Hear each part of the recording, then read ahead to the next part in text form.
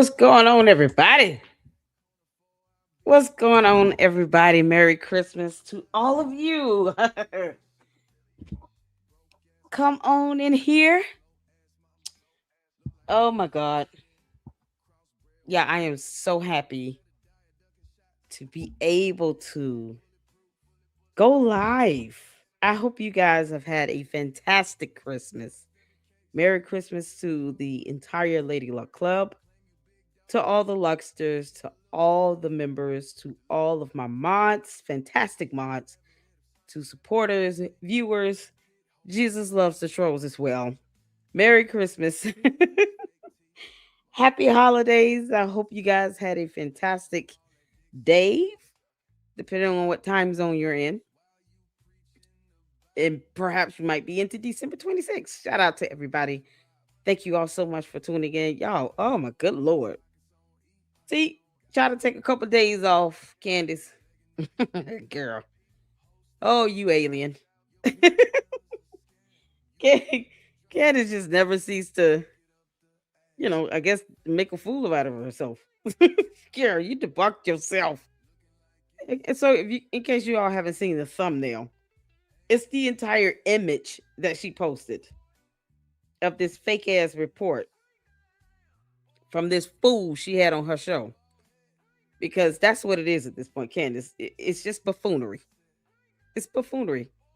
I've never seen someone so dead set on trying to prove a point and lying like hell at the same time, and then get mad when people question her or simply debunk her. Because Candace, no one owes you any evidence, heifer. We don't owe you that. And Merry Christmas to you anyway, you thunkhead. You can't make this up. Y'all come in and hit the like button because I'm on one tonight. It's Christmas. Did you guys have some good food? Get some great gifts? Or just enjoy time with your family? Got the chance to go out and enjoy a show like the kids and I did. Such a blessed week this week. Thank you all so much for tuning in. What's happening? I see some new people up in here. Oh man, Movie King says Merry Christmas, everyone. Thank you so much. And Merry Christmas to you too. Hey Amy, how you doing? I'm gonna tell you all right now. I have not checked any of my emails in the last 2 days. So that's something I'm gonna have to catch up on for the weekend. Um, yeah. Have to get caught up on emails. So if you've emailed me and I haven't seen it or I haven't responded because I haven't seen it, I had to go live on this. And I will catch up on emails this weekend. Of course, I will be going live. Of course, Friday, Saturday, Sunday. Yeah, the whole weekend. And then next week is New Year's, but I'll definitely be doing live streams. Christmas is just for me and my kids. It's just like a one of those moments where you put down the phones and you just kind of focus. I focus on my children, and we had a great week. You all went to see a Christmas Carol live because I worked hard to save up money to be able to do things with the kids this week, and then we went to see a Nutcracker show. So we had a great week. I hope you guys had one as well. Just enjoy time with your family. So give me some time to get through my emails, you guys, because I enjoy reading you guys' emails. I really do. But I just haven't had time to get to it. But so give me time to the weekend to get caught up.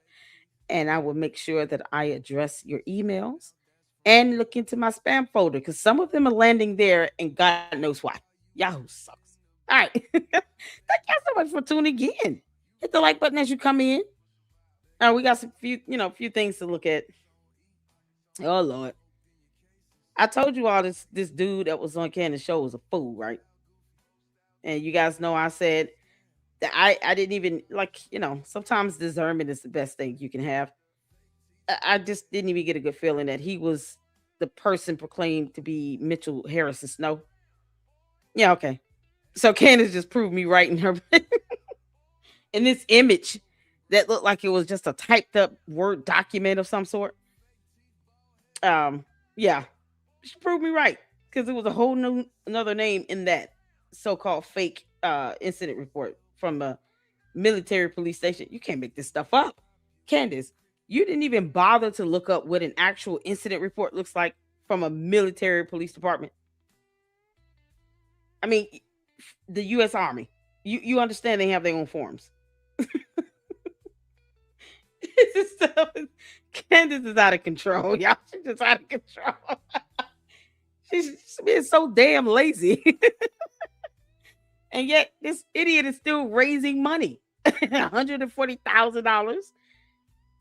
And the first name is now not even consistent. Let's not pretend like we don't have lookalikes or that this fool didn't go out and really just go all in on this scam and cut his hair, dye his hair, get some glasses.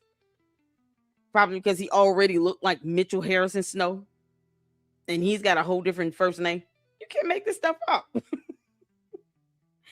Candace acts like people supposed to believe her. No, only your coat believes you, girl. No one else believes you, heifer. We don't have to believe you. Ain't got to believe nothing you say. They want people to bunker. The audacity. Girl, please. But no, she want people to validate her. That's what she want. She want people to produce evidence to support the dumb stuff come out of her mouth. No, we'll debunk you all day. We'll prove you wrong. We're not. It's not on us to produce evidence to prove you right. No, we'll prove you wrong though. We'll do that happily. So the internet remains undefeated, and I'm excited about that. Candace selling on herself and all. Merry Christmas to you guys. What's going on, Francis? How you doing? Shout out to you over there in the UK. To all the supporters over there in the UK. I'm sure it's already December. Yeah, December 26th. Probably well into the morning. So Merry Christmas to you and yours. Let's see here. Deborah, how you doing? Merry Christmas. I love your show. Thank you. I appreciate that support. Thank you so much. Shout out to my mods. Francisca singing up in here. What's going on, Saint? Merry Christmas to my mods. I appreciate you all. Everybody speak to everybody. Merry Christmas to everyone. I'm just putting up you guys' comments because I want to get started. Y'all make sure you hit the like button and tell me what number like you are. Colleen, what's going on? Merry Christmas to you, honey. Number 3 in the house. What's going on? Melanie has a smiling fish. We happy up in here. Yeah, I am on one tonight. You can't make this stuff up. So we got a few videos we're gonna show, and then this image photo that Candace posted on Twitter X. Because it's an image. It's not even a PDF or Word document. It's an image. I thought she was putting this stuff up on her website. The hell? Candace, what are those court documents he was talking about? Because if he's going to have a whole new first name, you would have to have court documents that match that. You do understand that, Candace. Consistency is the issue for you, girl. Because you keep lying like hell. You can't make this stuff up. Oh, my good Lord. Did you see Mary Ann video? I did. I saw one yesterday. I don't know if she did a new one today, but I did see one on yesterday on the 24th. And we're going to go over that in a separate one. It's something else.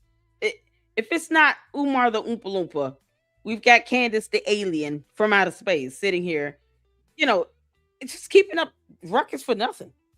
Candace, you going along with this lie. No one told you to do all that. First, it was some Egyptian planes. Then that gets debunked. And then you get mad and throw a tantrum like anybody cares. Now we're sitting here with this fool talking about something with the U.S. Army and the military. And then you post up something that has a whole different first name. Because I told you so. I told you all. I said, I don't even think that's the same Mitchell Harrison. No. I don't even think that's the same guy. And there's something deep down, just discernment, man. Discernment. We bless God for it. Discernment. Sometimes it's just it's powerful. And I kept saying it. I said, I don't even think this is the same person here. He doesn't look the same. I don't get the feeling he's the same guy. He might be trying to mimic the real Mitchell Harrison Snow. But I don't think that's Mitchell Harrison Snow either. I think this is a totally different person, which is why I kept saying somebody need to do a DNA profile on his ass to get his true identity. And then lo and behold, Candace posts up something that's got a different first name because you just can't make this stuff up. Candace, you can lie to your coat, but you can't lie to everybody else, girl. It's not gonna work, Alpha.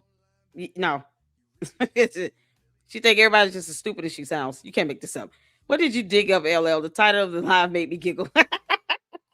Yeah, we going over Candace's image that she posted up, because she couldn't somehow like produce the actual incident report. And I do have an example of an actual incident report that was done according to the policy and procedure from the it's a U.S. Army military. It's like a handbook, and I'm gonna drop the link to that and everything. Because Candace, this is what happens when you take time to Google.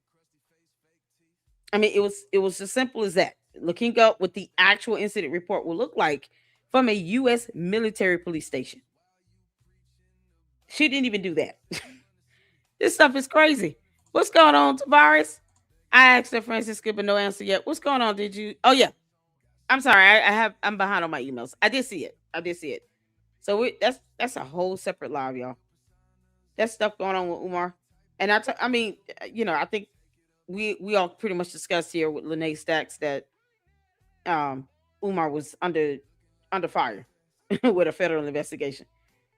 The problem is that Umar does not think that he can be investigated. He acts as if he's untouchable. You Oompa Loompa, people told you were in an effed up situation. You didn't want to listen. So now you found out the hard way. Right next to Candace. They're gonna find out the hard way. Oh, what's going on, Tavares? Merry Christmas to all of you all. Oh, I reached out to my military cousin. He is mentally let go. Yeah, that fool was crazy. Anybody that's willing to lie that bad and claim that they were part of the military, and then if you read this report thing carefully, you're like, wait a minute. You have so many inconsistencies. The main one being the name. It's eye opening. It's like mind numbing. It's mind numbing. It's like, why would she post this up? And then she uploaded it as an image. It's a screenshot of what looks like someone typing up a Word doc. And she took a screenshot of that, an image, a photo of that. And then that's what she uploaded as her so-called proof. It She expects her cult to believe everything she says. But Candace, you think everybody on earth is in your cult. That is where you miss the mark. It is completely asinine to think everyone on earth is supposed to believe what you say. You're out of your damn mind, girl. You and the devil are both a liar if you think that. We'll let her cult believe whatever they want to believe. We are not obligated to trust or believe anything Candace Owens says. Because free speech and free will. It's insane. That's how she carries on now. As if people are just supposed to believe her. Nope. Girl, we owe you nothing. She don't pay my bills. I don't care the shit. You can't hate this out. Yeah, I did. I saw it. We're gonna do a separate live on that, you all. He was a medic, nothing more. Yeah. He didn't even make moves like he was in some sort of, trouble or running from cartels. No.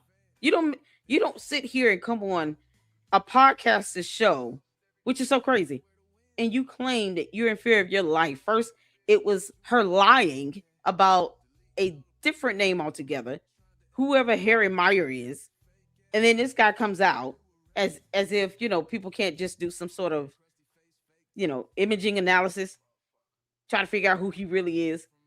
Candace, you have no idea people who are out actually trying to debunk you. They could be members of the military. They could be members of law enforcement. They could be members of government agencies actually debunking your dumbass. And then they send information to people like me. And we put it out there. Because many people know you're lying. Because you're lying. She's insane. She's certifiably insane. This is why a judge is going to order you to a psyche valve, Candace. I wouldn't be surprised if that didn't happen. And the donations are taking Umar to court on the FDMD donations if you didn't see. Oh, yes. About time. Because y'all know I actually put out that complaint form with the IRS. So if you have a nonprofit and you're asking where's the money going, they're going to tell you there is a tax form you can fill out to file a complaint.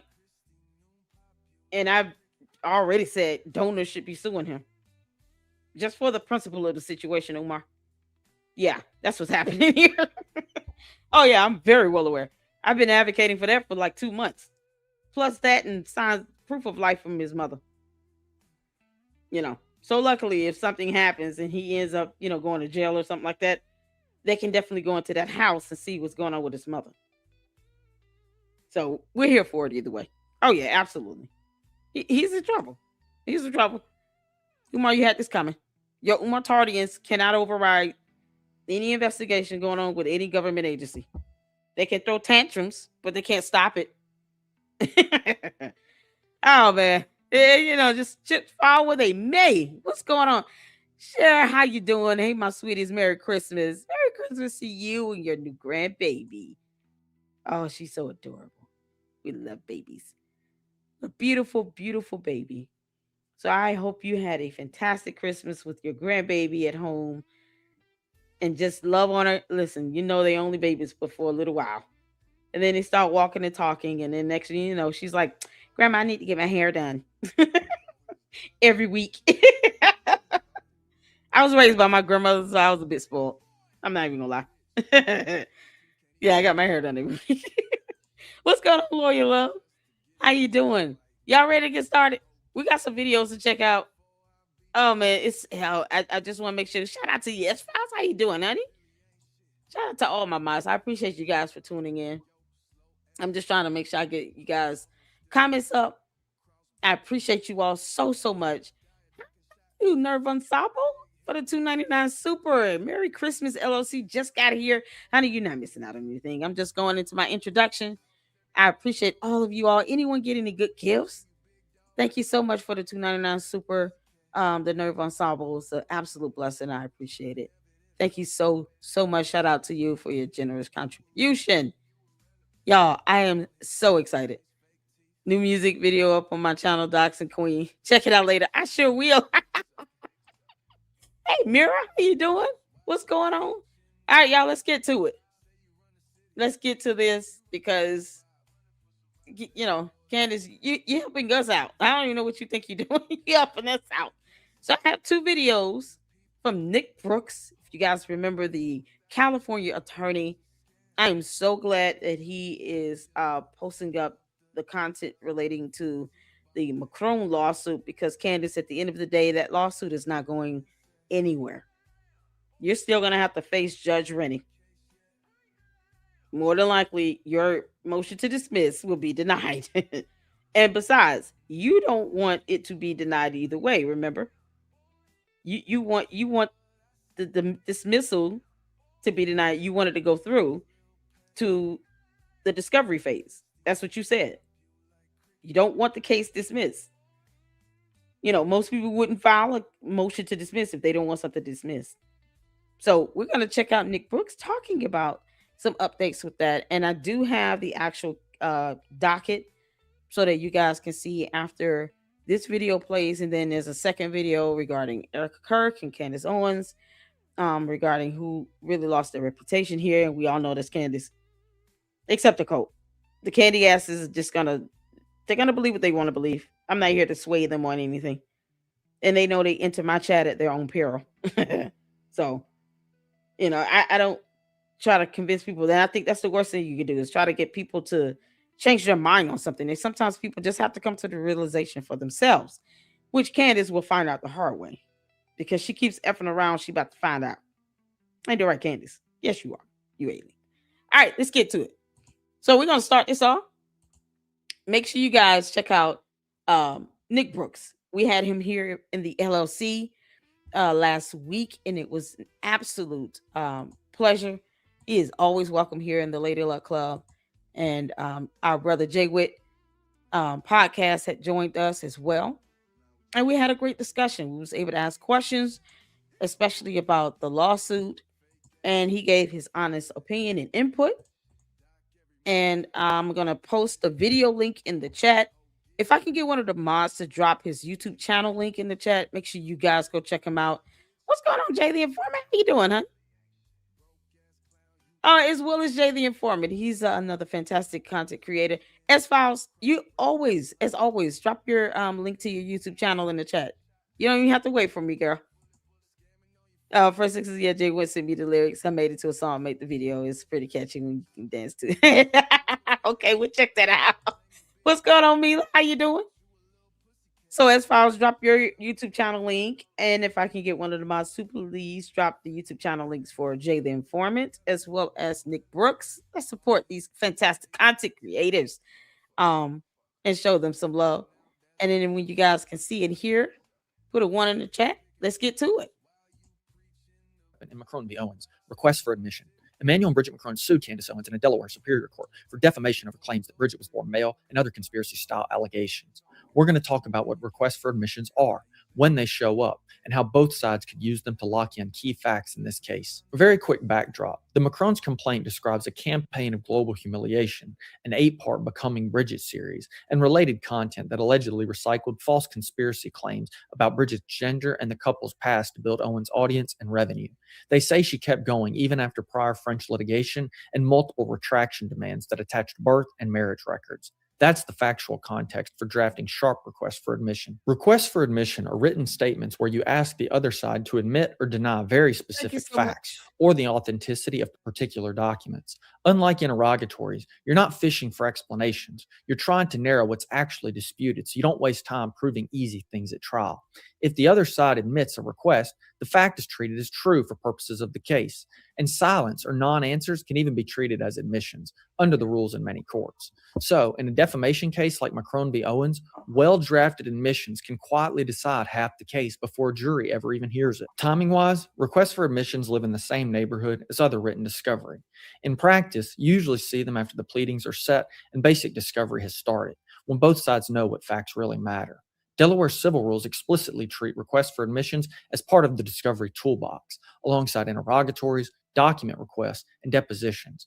Here, once the court issues a scheduling order in McCrone v. Owens and discovery opens, requests for admissions become a way to lock down things like authenticity of records, prior lawsuits, and what Owens actually said on particular dates. If you're the McCrones, you want Owens to admit as many clean, foundational facts as possible.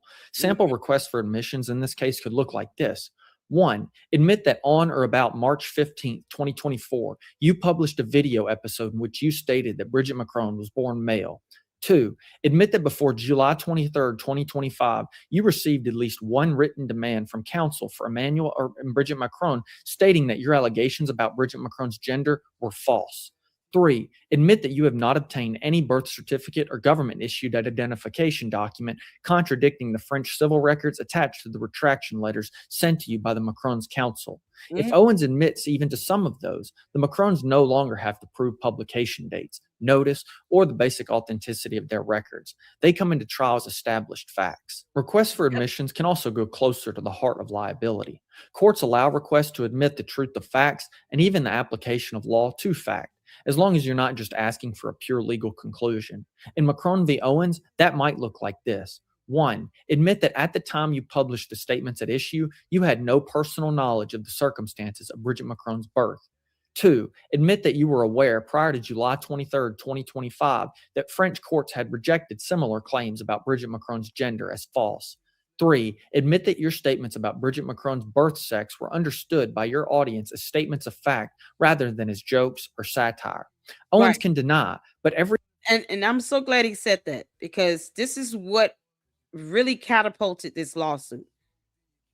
The moment Candace started saying it is a fact, or Brigitte Macron was born as a male, that is a fact, and she repeated that over and over again, the average listener would not take that as her giving just a mere opinion or satire or joking. They would take that as a fact because that's what people would perceive that to be based upon the terminology she's using. When you say flat out, it is a fact, I have proof to show that it is a fact. I can prove that it is a fact. When you're using even the term fact, you're substituting that for what you should be saying as an opinion. She's not even leaving it vague or ambiguous. She's being very specific, making these affirmative allegations as matter of fact with no evidence. But yet, she wants the Macrons to prove her right, just like she does with everyone else on earth, based on her dumbass allegation. And they're not obligated to prove Candace right. They're going to go to court and prove that she defamed them and that they suffered damages because of it. That's their burden to me. When Candace makes these allegations because she doesn't understand the definition or concept of a burden, it is her burden to prove what she's saying is factually based. It is her burden to support her claims with allegations with evidence. That's her burden, not everybody else on earth. When she claimed that someone called her, some high-ranking French government employee called her saying, "Oh, there are payments being processed, the transactions going through Club de Sang from the French president." Obviously, there's a paper trail. Why didn't she simply ask for this paper trail from the person that she is alleging called her and told her this paper trail exists? It's lazy. She's not a journalist. She's certainly not an investigator. She's just impersonating one. And that's a crime. And because of the damages, the consequences to the stuff that she says and does actually ends up hurting real people. That's why she has to be debunked.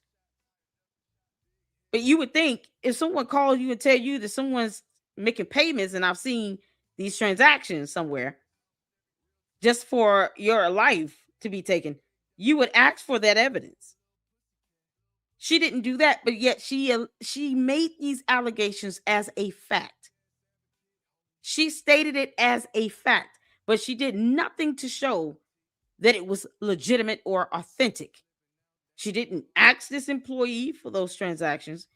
She never filed a formal FBI complaint. And she admitted she never even sent the formal email, which that's not how that process works either. And then she refused to post up the actual FBI text message. She sent to this so-called high-ranking FBI government employee official, whoever that person is. That's how ludicrous that whole thing was. But it's not the rest of France or even, the rest of humanity's responsibility to prove Candace is right about something. We don't owe her shit. It's her job to prove her allegation to be true. Just like with this fool she had on her show. And in pursuit of her trying to keep from looking like a jackass, which is what she already looks like, she posts up this nonsense where she further proves that it's false and fraudulent, that this guy is a con artist and that he is absolutely psycho. And she's even crazier for having him on her show. This is what she's putting out to her people on her platform. Now, since they're cult members, they don't give a damn. But she expects everyone else to go out and support her nonsense or just automatically believe it. We don't have to. We don't owe her that. She fails to simply support her allegations with simple evidence, simple, basic evidence. Nope. But you purport things to be a fact with no evidence, because the only way it can be factual if it's supported by evidence or documentation. Your opinion, or simply because you said so, it's not a matter of a fact, because that's not evidence. So when they get her little ass under oath, they're going to ask her these questions. They're going to have her answer yes and no questions and have her confirm basic fundamental facts of things that can be proven, like her doing a video and then saying words purporting this allegation to be a fact, because that video can simply be played. We don't care that Candace Owens has tapped into some alternate reality. In this reality here on Earth, she made several videos purporting Brigitte Macron to be a man as a fact, or to be born a male, or on top of that, having some sex change, which would that imply that she was born a woman first? At some point, you're implying she's a woman because there's some sort of sex change. Implied that there was some sort of switching of identities. No, that's what that fool on your show did. Sounds like he stole somebody's identity, Candace.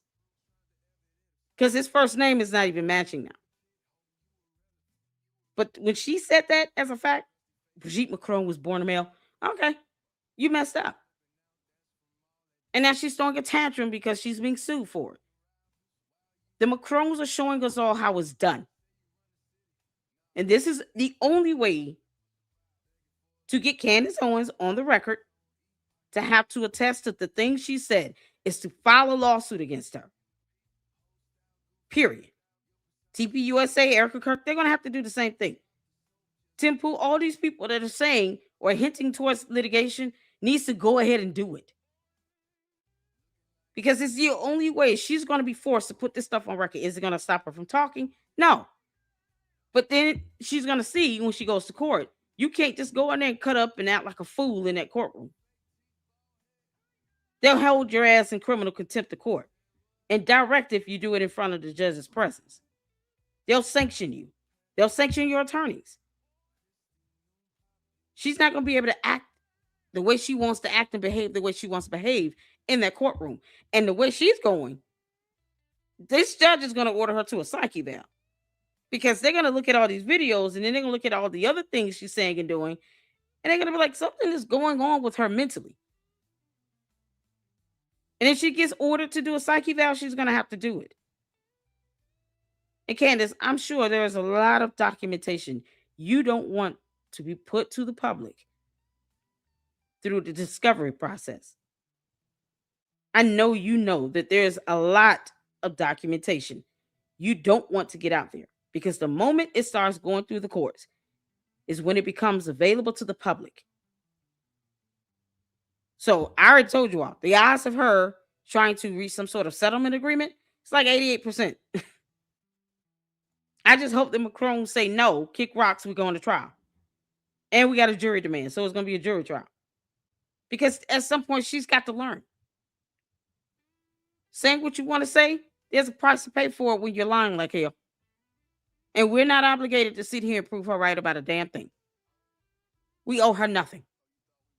So, Candace, take your ass to court, girl. This is going to be good. I can't wait till they put her on the oath and depose her. Very clean admission here trims what the Macrons actually have to prove and sets up impeachment if her testimony drifts later. Owens' side can use requests for admissions offensively too, especially to narrow damages and to show pre-existing controversy.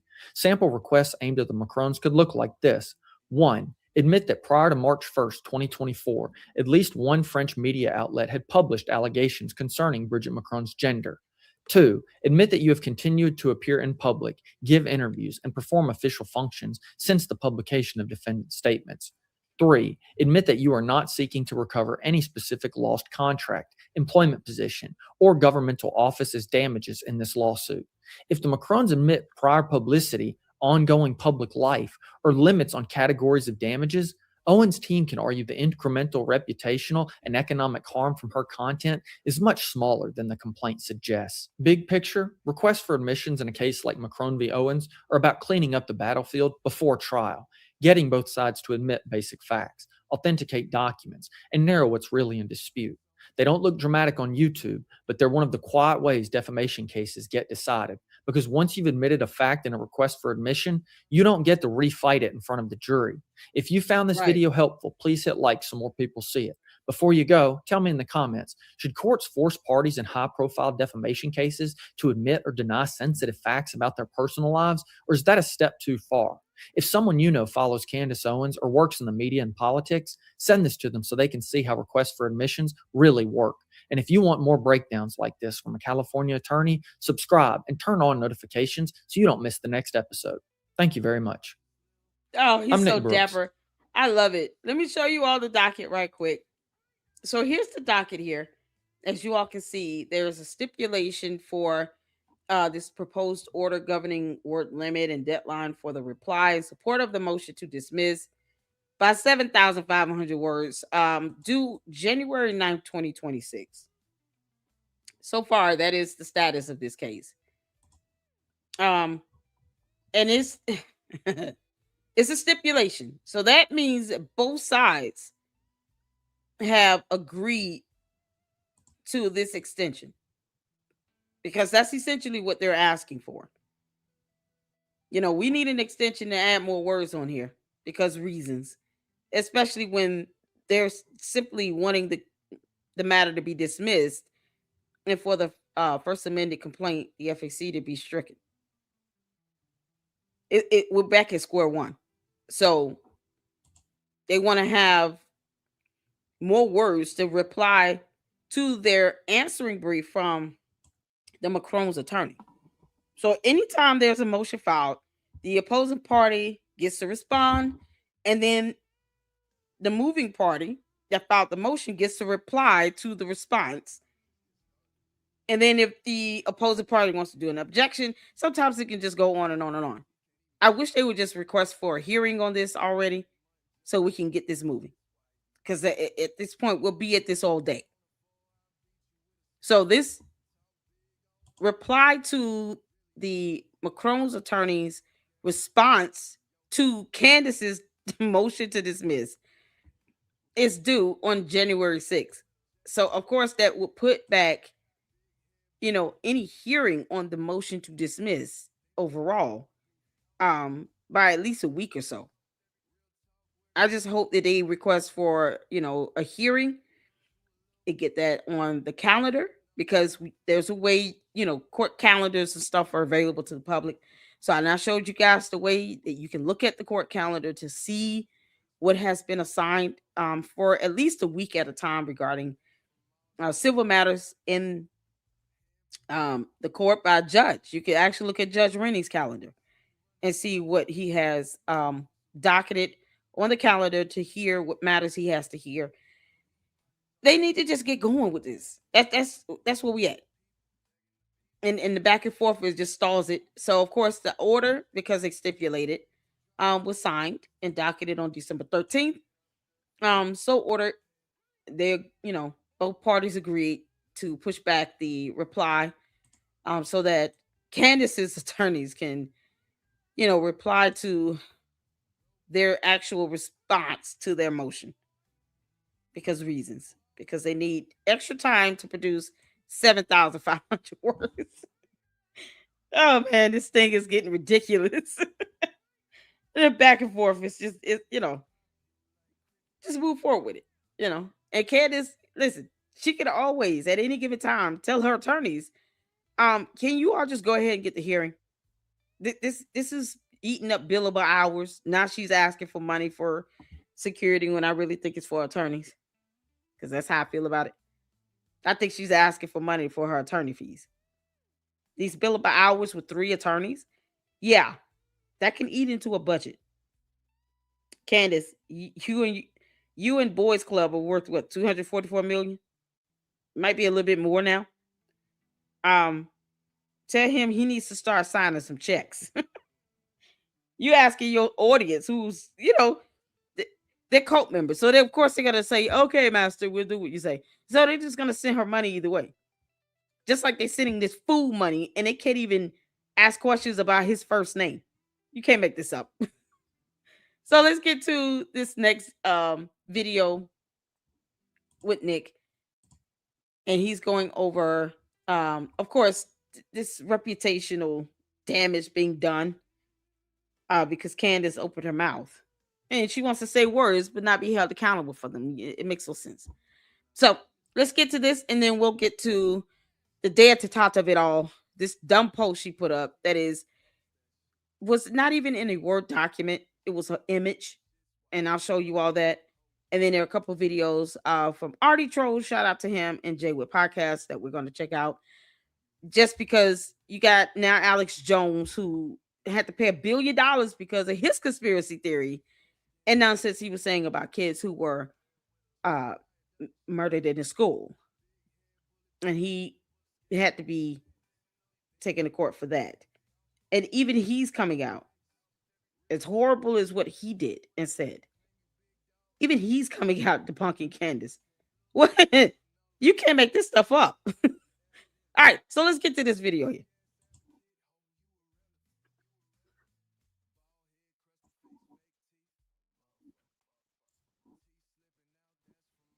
Ain't no reply.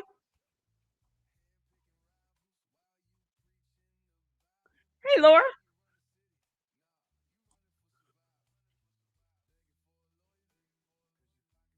Oh, awesome. Thank you, Road. No sound. Wait. Y'all saying there's no sound? Can't hear? Hold on.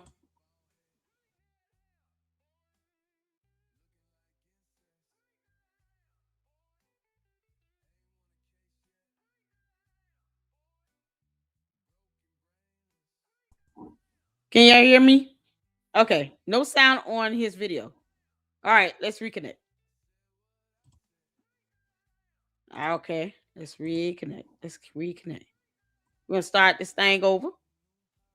Let me know if you can hear sound now. I'm Nick Brooks, a California attorney, and today we're asking who actually took the bigger reputational hit from Candace Owens' recent attacks on Erica Kirk, Erica or Candace herself. Owens has pushed conspiracies about Charlie Kirk's assassination and hinted at betrayal inside Turning Point USA, with suspicion falling on his widow and colleagues. That's defamation per se territory if the accusations are You can hear? false. Cool. We'll break down the law and then look at how this may have backfired on Candace's own reputation. After Charlie Kirk was assassinated, Candace Owens started questioning the official story and floated. I want to pause it. I want to make sure you guys can hear. We'll go back a little bit. He's speaking about the the reputational hit between Erica and Candace. You guys can hear. Awesome. Thank you, Laura. Shout out to Laura. She gifted a membership to the LLC. I appreciate that. What's going on, Caleb? How you doing? Rose Stewart, the young lawyer, is doing a great job. He absolutely is.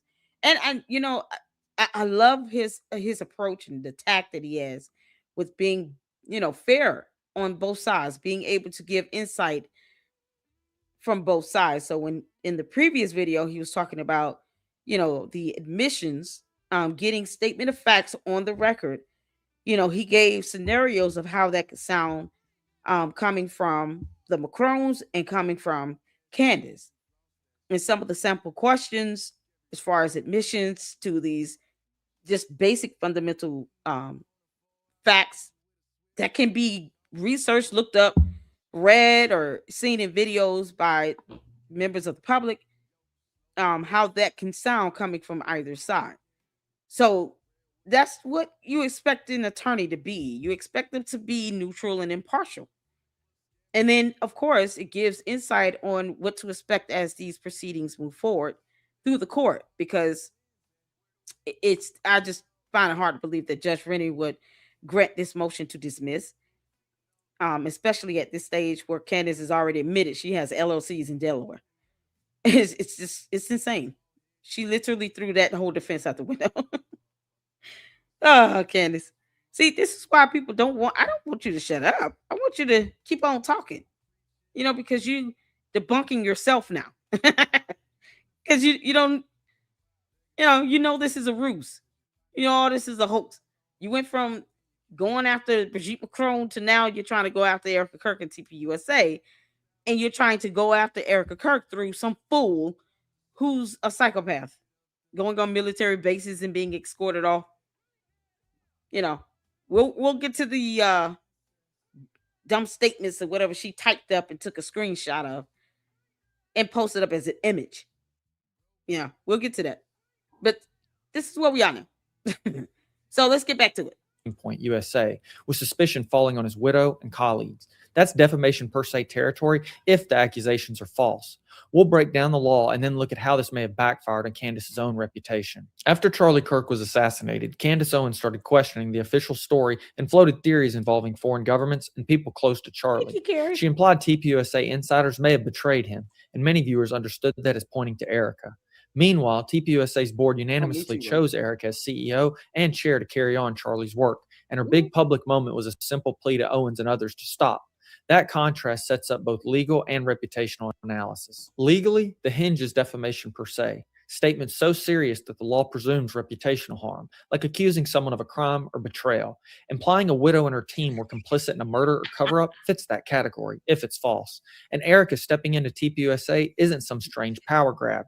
There's a long history of widow succession, where a spouse continues a late husband's political role. From Arkansas's Hattie Caraway taking her husband's Senate seat in 1931 to Doris Matsui entering Congress after. That's the best way to do it, no reply.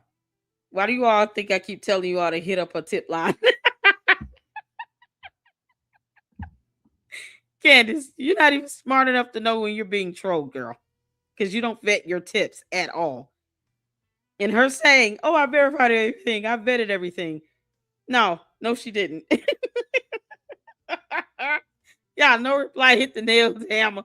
He said, I learned that we can take Candy. We can't take Candy's head on, but we can pollute her clothes and loop info system with enough toxic info to crash her feedback loop, which is what is happening exactly. Merry Christmas, Leper. How you doing? Happy holiday to you. Hello, Merry Christmas, Nika. Is Nika? Let me know if I'm saying it right. Close loop. I got you, buddy. Yeah, keep hitting up that tip line. Candace, this is getting fun for us. Okay, girl. Like I said, you have no idea who is behind the scenes debunking your ass either. Because you don't vet your tips either. You can't even tell when she's being trolled. You can't make this stuff up. We love trolling Her Candace. husband's death. Erica leading TPUSA with a unanimous board behind her fits that pattern, not proof of a conspiracy by itself. On Yeah. top of that, you layer in whether Erica is a public figure and whether Candace showed actual malice. Quick refresher. Defamation is a false statement of fact about a person published to others that harms their reputation. Defamation per se is a special category where the content is so poisonous, such as crime, serious dishonesty, professional betrayal, that courts assume damage without detailed proof. Public figures generally must also prove actual malice, that the speaker knew the statement was false or seriously doubted it and said it anyway. That's the lens Right. for evaluating Candace's statements about Erica and TPUSA. Candace frames a lot of this as just asking questions, but she goes further than that. She talks about betrayal inside TPUSA, floats scenarios of insider involvement, and publicly questions Erica's handling of funeral and investigation details without law enforcement backing. Those are factual insinuations, not pure opinion. If they're Right. false, they map cleanly onto defamation per se. The Mm-hmm. actual malice piece comes from her doubling down, even after the Yep. documents, statements, and a long private meeting with Erica. See, this is why the Macrones will win, Candace, because you doubled down. You have at least 4 videos, separate instances where you've doubled down and said that it is a fact that Brigitte Macron was born a man, born male. You can twist up man and male all you want. You're insinuating that Brigitte Macron was born with a penis. Yep. As if she didn't give birth 3 times. Taking away her motherhood and for what? And the emotional distress. Her own children are being, bullied and targeted. Her grandchildren are being bullied and targeted. No, you got this coming, girl.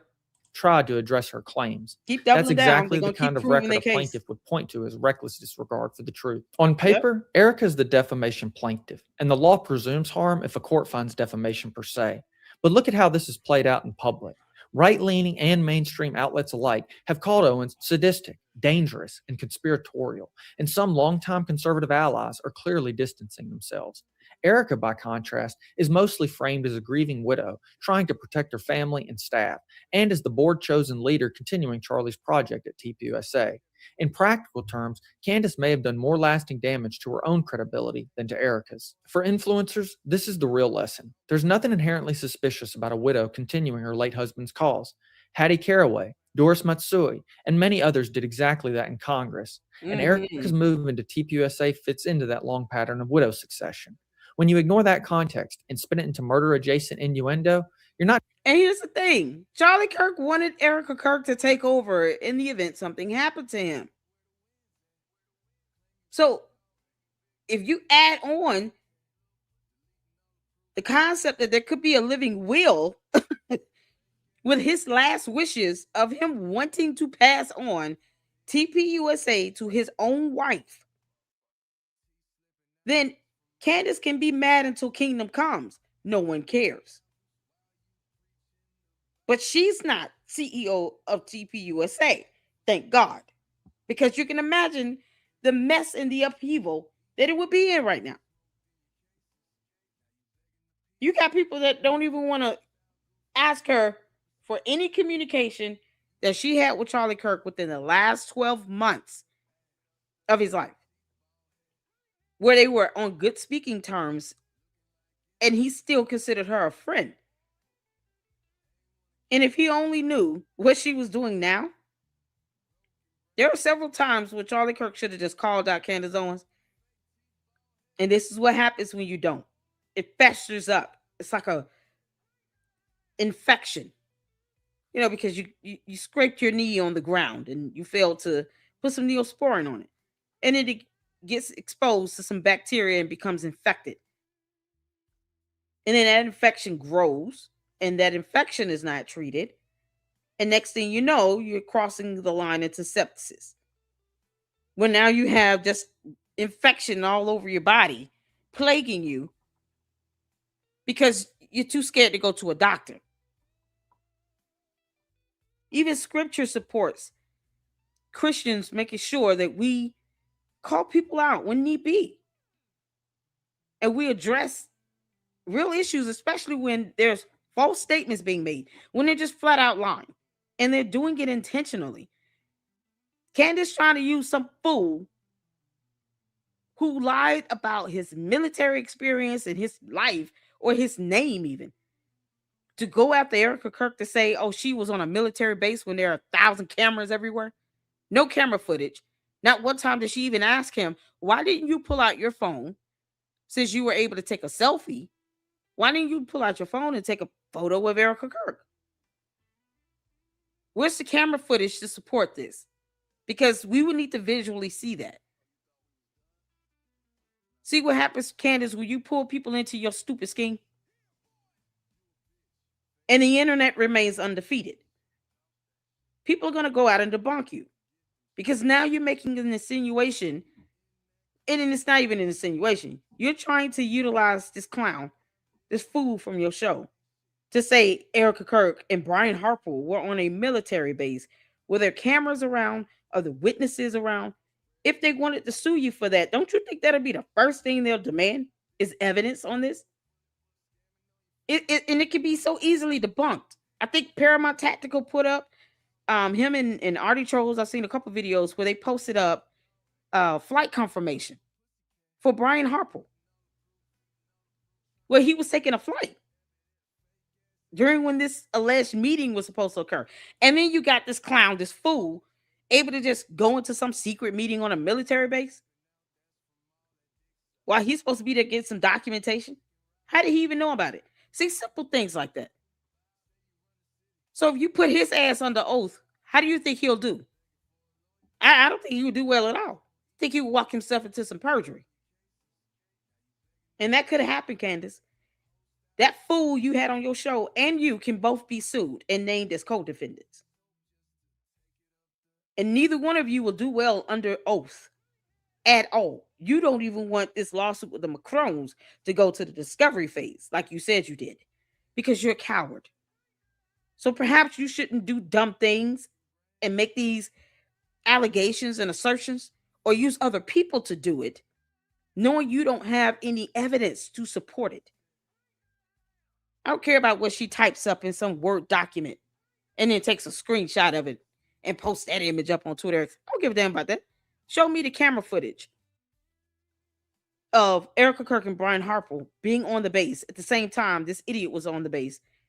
And why did not even bother to take a photo or do a video right quick? You would think you would just capture that in an image, right? You would take a picture of that if you're going to take a picture of anything. But he could do a selfie of himself wearing the same polo shirt he was wearing in this so-called squabble they had. Because I refuse to label that as an interview. You can take stuff and spin it up all you want. But when it comes down to it, and she's forced to produce evidence, she won't be able to do that. And no one else is obligated to do that either. The lack of the evidence will be exactly what Erica Kirk needs to prove that she's lying and there's no evidence to support her dumbass allegation or his. You can't make this stuff just up. Flirting with defamation per se and actual malice. You're inviting the audience, sponsors, and platform to see you as cruel and reckless.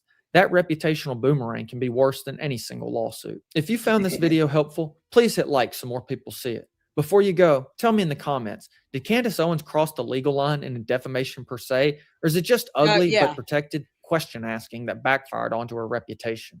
If someone you know follows Candace or works in political media, send this to them so they can see where the legal line really is. And if you want more breakdowns like this from a California attorney, subscribe and turn on notifications so you don't miss the next episode. Thank you very much. This was awesome. Document.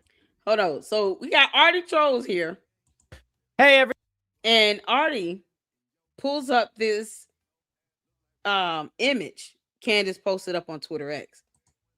So I'm sure you guys have seen it. This is something else. Let's get some comments in right quick. What's going on? Carrie says they said they were on a Zoom call or FaceTime for a few hours and they were married like 2 weeks later. You talking about Candace and Boys Club? Yeah, y'all know that's weird. 18 days from someone that's supposed to be a journalist. Candace, you don't even ask enough questions before you marry somebody. We know you don't ask questions when it comes to, all these dumb allegations you're throwing up. You literally, you know, accepted some sort of proposal over Zoom from a perfect stranger. She didn't know it. She didn't know anything about Boys Club. She didn't know a damn thing about him. 18 days, no romance, no date, no nothing. And he proposes over Zoom. I can guarantee you she did not ask enough questions to figure out exactly who he is. Because this is how shoddy her nonsense is when it comes to her bringing people on her show and she's trying to cover a topic. Candace, you're not a journalist. You're bad at this. You're bad at this. So you can imagine how her lack of questioning and actually asking reasonable questions spills over into her private life. Let that sink in for a minute.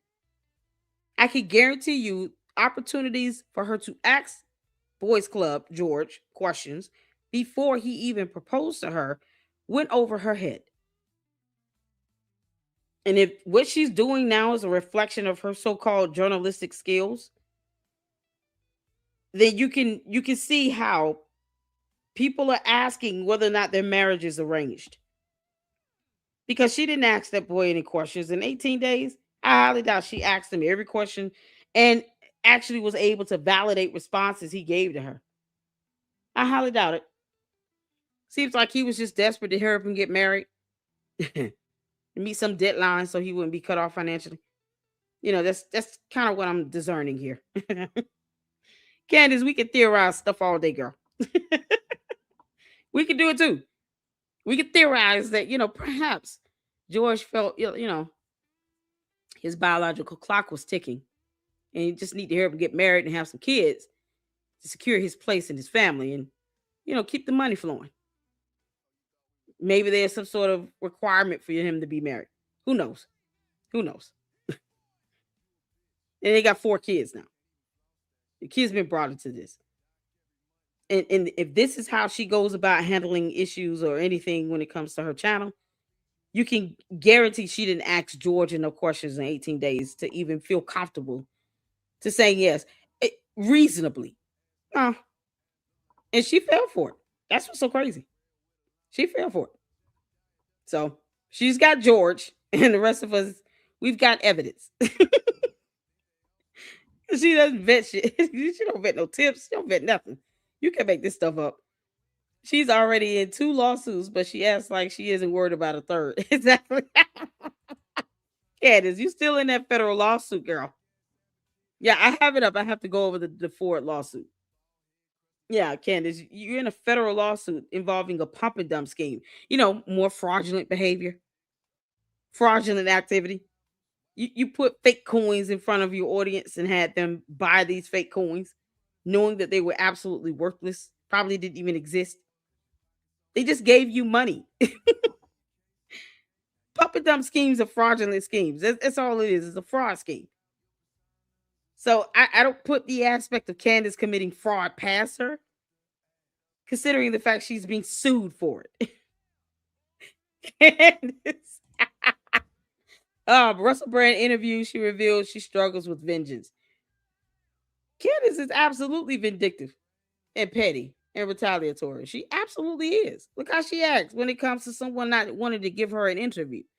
The young man whose photo she showed on campus, you know, that was pictured with another student. She put them up saying, I want to know who he is because he didn't, I reached out to him to give him an opportunity to respond. And he actually did not want to give me, he doesn't owe you that. But that's how she acts. That's what she does. When she reaches out to someone and says, "Oh, I'm trying to get some information from you," blah, blah, blah, she gets mad and petty and then tries to out the person when they don't give her the time of day. Same thing she did with the Macrons. Brigitte Macron didn't owe her a sit down interview, a one on one.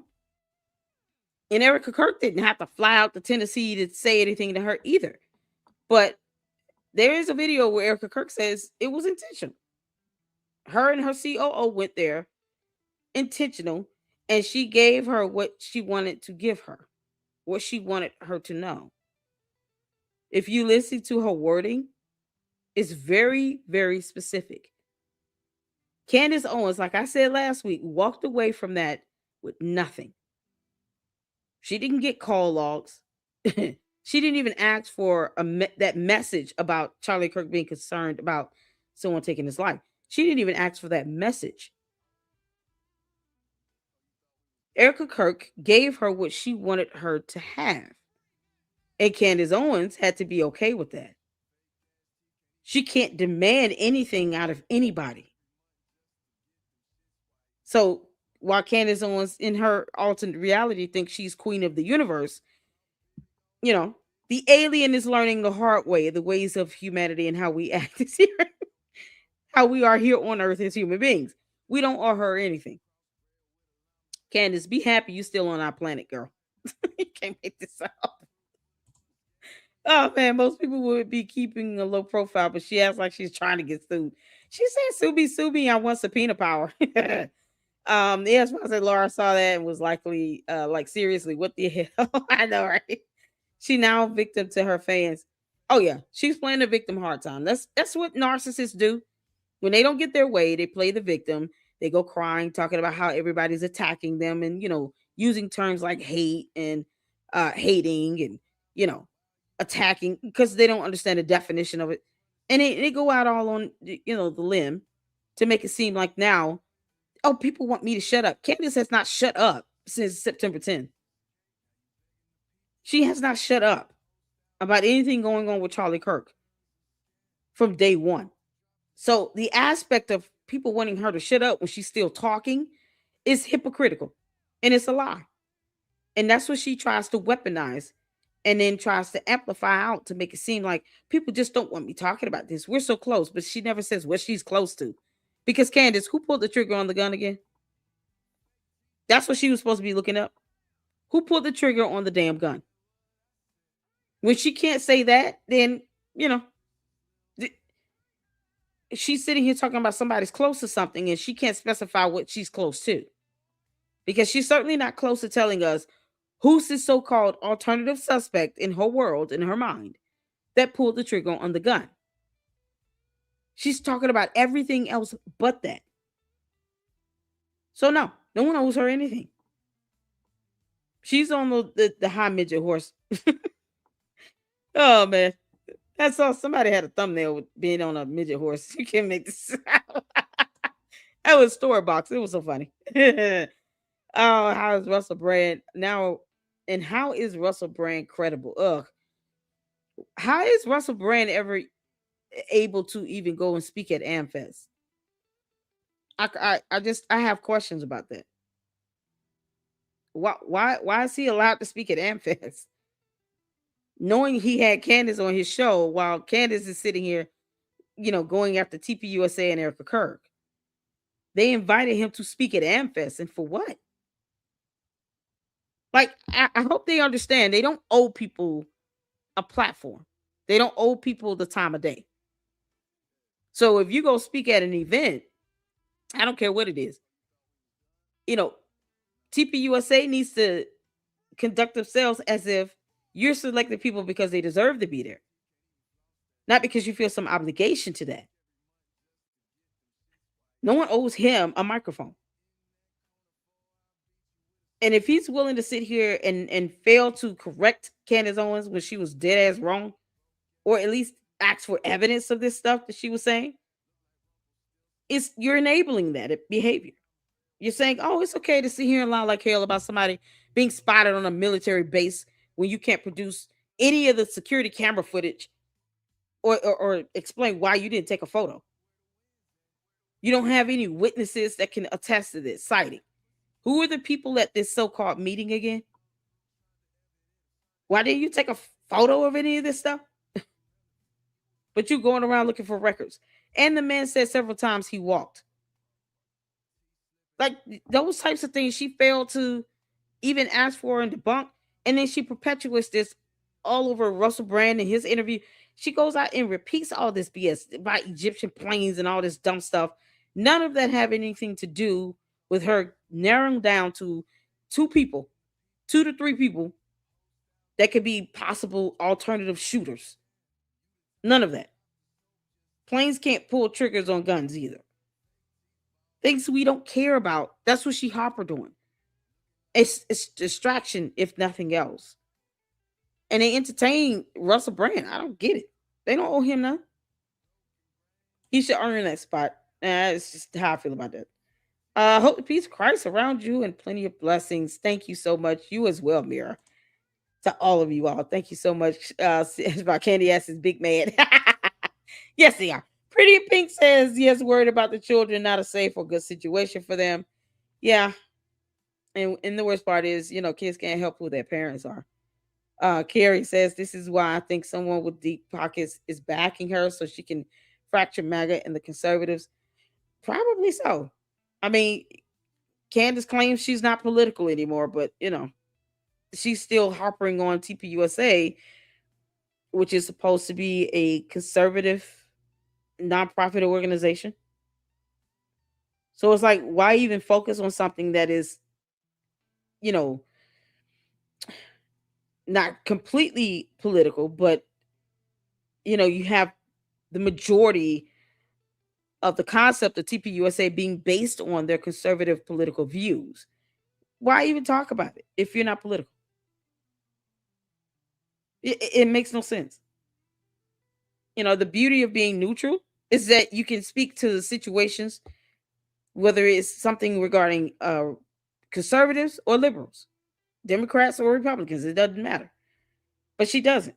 She's been obsessed over Charlie Kirk, and it's just unhealthy at this point. She's gonna get ordered to a psyche eval. She's just gonna get ordered to a psych eval. Let's see here. She has a nanny. Nanny claims she's a good mom. Go figure. Yeah. And even if she's a good, when it comes to her kids, like I don't, you know, her wanting to homeschool and stuff like that, she can do what she want to do with her kids. But what is a fact is that she accepted a proposal from somebody for 18 days after 18 days of knowing them. And we see how she doesn't ask viable, reasonable questions on a matter regarding someone's assassination. You can imagine the type of questions she asked George before she accepted his proposal. Like, if all they talked about was conservatism and Catholicism, and that was the bulk of their conversations, they had it was no romance involved. He said it, she said it, no romance involved. You imagine these conversations here. Yeah, do you want kids? Yes. How many you want? 4. Okay. Like very just mundane. And we've watched an interview or whatever they were having between the two of them on her show. It's so bland and blonde. It's so boring. It's not even funny. I was like, I've never seen a husband and wife with 4 kids lack so much chemistry in all my life. It's so weird. The interactions is just ugh. That's how y'all act towards each other. Y'all can't even be yourselves. Boys Club, don't be yourself. We don't need to see that. Okay, y'all, let's get going. Let's get to this. Okay, so this is Artie Trolls. And I want to make sure I get this and Jay Wood's video in. And we'll get to the actual post itself. And he goes over this information regarding this fake military document. And it is just it's so well done. Shout out to Artie Trolls. By the way, if I can get one of the mods to please drop the YouTube channel link for Artie Trolls, make sure you guys go check him out and support him. Hit the like button on this video as well. Y'all hit this like button so we can keep this content up in the algorithm because people need to see this. So what I'm gonna do is play portions of this video, pause it, and then go to the post so you all can see it, and then drop the link for the actual incident report and what you should expect this to look like, because that information can be researched online. What an actual incident report from an army military police station on this military base would look like, the format, the structure, the type of forms that would be used. This is not it. Candace just typed this bullshit up like she does everything else. The call logs, her timeline, stuff that's not supported by any evidence. She just types it up. And she expects people to believe this is valid. No. So put a one in the chat where you can see it here. Let's get to it. Everybody, how's it going? So Candace Owens gets brutally debunked here, and it's not even close, to be honest. Like, she comes in here and she thinks that this is going to be good enough evidence to show that this man, Mitch Snow, was apparently at the military base. Few issues with this. Okay, as a former security guard for Google, and we had some pretty top-notch security, I would say. We probably have some of the best security in the world, to be honest, when it comes to secure systems. Not necessarily the security personnel themselves, per se. Not to put Google down, but in the sense of, like, they're not armed or anything like that either. But they have these state-of-the-art, newest of the new, everything security systems, from gates that could stop, like, 200-mile-an-hour, fully loaded, 70,000-ton semi-truck, not ton, 70,000-pound semi-trucks. Could slam into those gates, they won't even budge. It's kind of wild. Not these crazy net gates that open up. They look like they're this wild, like, yellow net. A lot of that technology is old, but it doesn't matter. The thing about it is I know quite a bit about security. I know quite a bit about Risk 360s and quite a bit about doing different reports. And this is just not how we would ever do a report like this. This is a little sloppy. And the fact of the matter is there's a cursor right here. You see this cursor? What does everybody know that cursor to mean? It means you can edit it. It means that this report was never sent. So somebody, okay, ooh, my child, typed up this report. My God. Left it like this, very stupidly, in probably a Word doc or something, took a picture, and then maybe sent the report out? That's what happened. Look how it's cut off on the end. Y'all see that on the side? I mean, it's not even a screenshot. Like, I do snippets throughout videos. I mean, in real time. This is not even a snippet. This is someone taking a picture of the computer screen. And they did this. A screenshot would get the entire screen. It would be perfectly cut and sized in a screenshot. This is someone taking out their phone and taking a picture of the laptop screen or whatever computer screen monitor she was typing this up on. And you see the cursor right here. So let me show you all what the real incident information report looks like here. Oh, because Candace, this is something you could have Googled, girl. This is what I expect to see if you're filing something. And let me go to the top. Y'all can see this. USA Rec Regulation 190-4, Military Police, Unclassified Summary of Change. This is incident reporting. This revision dated September 1, 2014. These forms, some of them have been revised, basically. So if you scroll down, you can see this was effectuated back on September 1, 2014. U.S. Army Recruiting Command, headquarters, Fort Knox, Kentucky here. Incident reporting, military police. Y'all see this here? And you can look this up. This is kind of like a summary of this stuff here. This regulation prescribes policies and guidance pertaining to incident reporting within the U.S. Army Recruiting Command. The incidents governed by this regulation include serious incidents reporting, commander's critical information requirements, and disaster reporting. So anything goes on on these military bases. This is just a form that you can be used here. And these forms are dated. They're codified inside of a policy. This is something that can be, even if you're on the intelligence military base, you expect these forms to kind of look like this. And I did just a Google search here. I'm going to pull up another one. I'm just going to pull up another one. Because I don't understand why she couldn't just do this. So they have, let's see here. All kinds of, these forms are even, they have like a naming systems, a classification systems for these forms. I'm trying to go up and pull something good.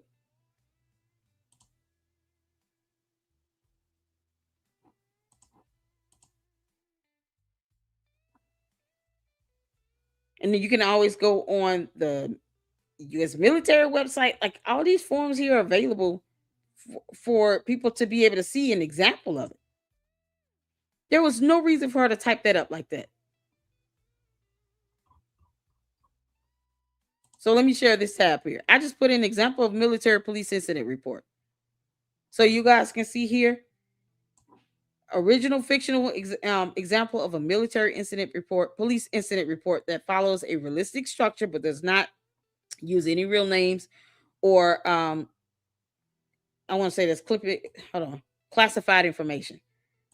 So what you should expect to see there is this information here in this formatting.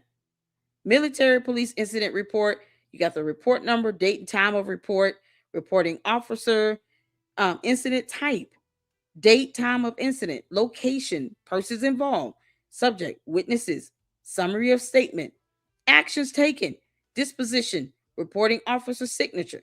Because whoever filled this out has to attest that the information is true and accurate. It's just like any other police report. This is something she could have just Googled. Why didn't she just pull this up? Timu journalist Candace wrote a Timu report. And she wrote a report that's supposed to be done by a military police officer on the base that would have firsthand knowledge of this stuff, that would be able to pull, camera footage, to be able to gather eyewitnesses, to talk with the other officers that showed up at the so-called incident that occurred when they kicked his ass off the military base. You don't have just something like this, and then you got the cursor in the middle of the damn document, and this is an image. She didn't upload it as an actual PDF file. If she truly did a FOIA for this, or he provided a copy of it, I expect to see an actual incident report. That's not it. She typed that bullshit up and stupidly just took a photo of it and then uploaded that image. Because you just can't make this stuff up. You can't make this up. This is how it will look here. Type of report, initial, follow-up, final, data report, personnel involved. This is stuff that you would expect to see on a standard police report here for the military. The military police investigate issues and incidents going on the military base. That is their jurisdiction. So you would expect to see that information specific to that base.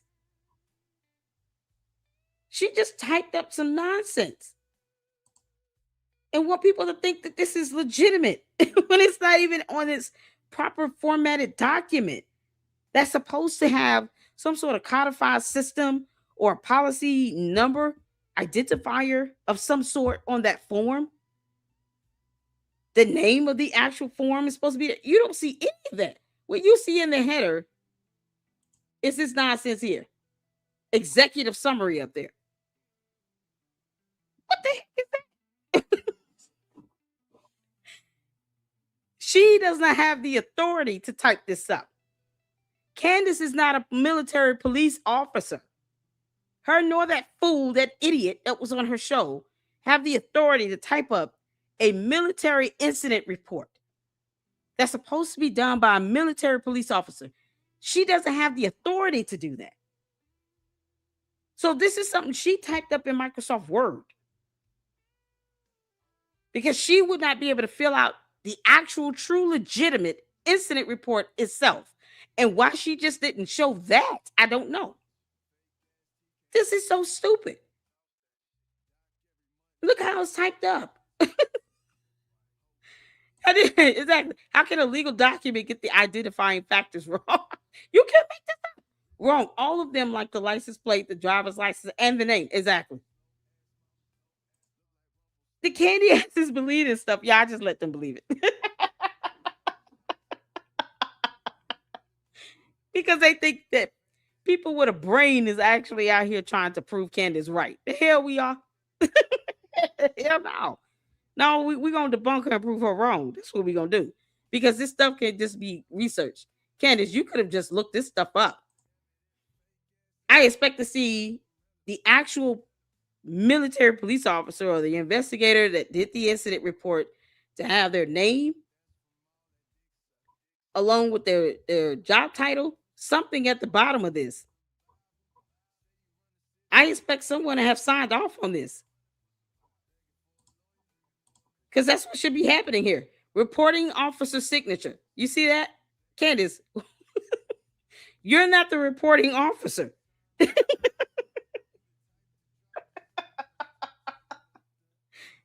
Candace, you thunkhead, you alien. Maybe on her home planet, one of Jupiter's moons that's floating around in the universe. Candace, you're not a reporting officer for any military base. Army, Navy, Marines, Air Force, pick one. I don't care. You're not a military police officer. You're not an MP. You're not a licensed or certified investigator. You're an impersonator at best. And then you bring another imposter on your show. And he still couldn't even give you the actual authentic, legitimate incident report that would have been done by an MP, by the military police. When incidents happen on the military base, the military police has jurisdiction over that. They would be the main investigators spearheading an investigation. No different than UVU, the campus itself having its own campus police officers. So if something happens on the campus of UVU, you have the UVU campus officers. These are police officers that work specifically for UVU, that have jurisdiction over that territory. That's their domain. That's their district. That's what they would be, the first line of defense. And then outside police officers in that county or that district would be there to help back up and support anything. So if anything happened on the campus, first line of defense is the UVU police officers. Same thing with the military base. First line of defense is the military police officers. And then if they need outside assistance, it would be from the police department within that district or in that county, maybe even the sheriffs. But you will not see some random podcaster who does nothing more than just gossip at this point fill out an actual, true, legitimate incident report that is supposed to be done by a military police officer. You can't make this up. This is this is so stupid for her to think that. So no, Candace, you type this dumb up, and you want people in their right frame of mind, because I don't give a damn what your cult members think or how they feel. I really don't, because they don't want shit here anyway. I don't care what they think. I don't care how they feel. They come to my chat at their own peril. This nonsense right here, you type this stuff up. You're forging incident reports that is supposed to be done by the United States Army MP on that military base, and you're forging information because you're not showing us the original. All this she could have made up, all this stuff she could have made up off the top of her head. What does she have to support any of this crap? She doesn't have any photos. She presented zero security camera footage. She presented nothing. The IDs, now y'all understand why I keep saying these IDs were ridiculous. Those IDs that this idiot, showed her and she pulled up on her show. Y'all remember those IDs where I said, why is this stuff redacted out, including the name? Why would the name be redacted out? Y'all remember those IDs? So we're about to find out why. Because I just thought that was the dumbest thing ever. You post up 3 ID cards. One of them was blurred out completely. The other 2 was heavily redacted to where you couldn't even see a name. But see, here's the thing. If his name is right, then it would have shown his name. It didn't even do that. It didn't even show a name. Here you go. This is blurred because reasons. This here, I've been told, was a dependent ID card. These are dependent ID cards. And you see here, no name even shown. Why would you blur out the name? If we know his name is Mitchell Harrison Snow, why would the name be redacted? We know who his name, right? If he's not lying about his name, that's at least the one piece of identifier that should have been shown on these cards. Candace lies like hell. It's hot. And she doesn't care. And you brought an idiot into this nonsense that aided you in lying, and now you're raising money for him. This is just the con here. This is the scam. Now we're about to see why even the name is blurred out. We're about to find out. And you get the candy asses that believe every word she says. I let them. I just laugh at them along the way. So let's get to this. Shout out to Artie. Who knows? This report was not sent, though. This is an edited, like you could go in here, this person could click right here and just edit the words in real time. That's not a report. That's weird. Why would they take a picture during this too, thinking this would be anything weird? If a weird guy showed up to Google and we cleared him, thinking maybe he's some sort of threat or something, we clear him and we tell him, hey, okay, leave. Hit the like button. Nobody ever had the idea to take a picture of it beforehand to show other people, especially if nothing came out of this. If absolutely nothing came out of this whatsoever, we search this guy, we do all this stuff, and he's just like, no, I'm just sorry. I just, was wanting answers for something about employment or something like that, or I had answers that I wanted to get from here that I used to work here. We'd just be like, oh man, okay, well, tough. Sorry, man, there's nothing we could do for you.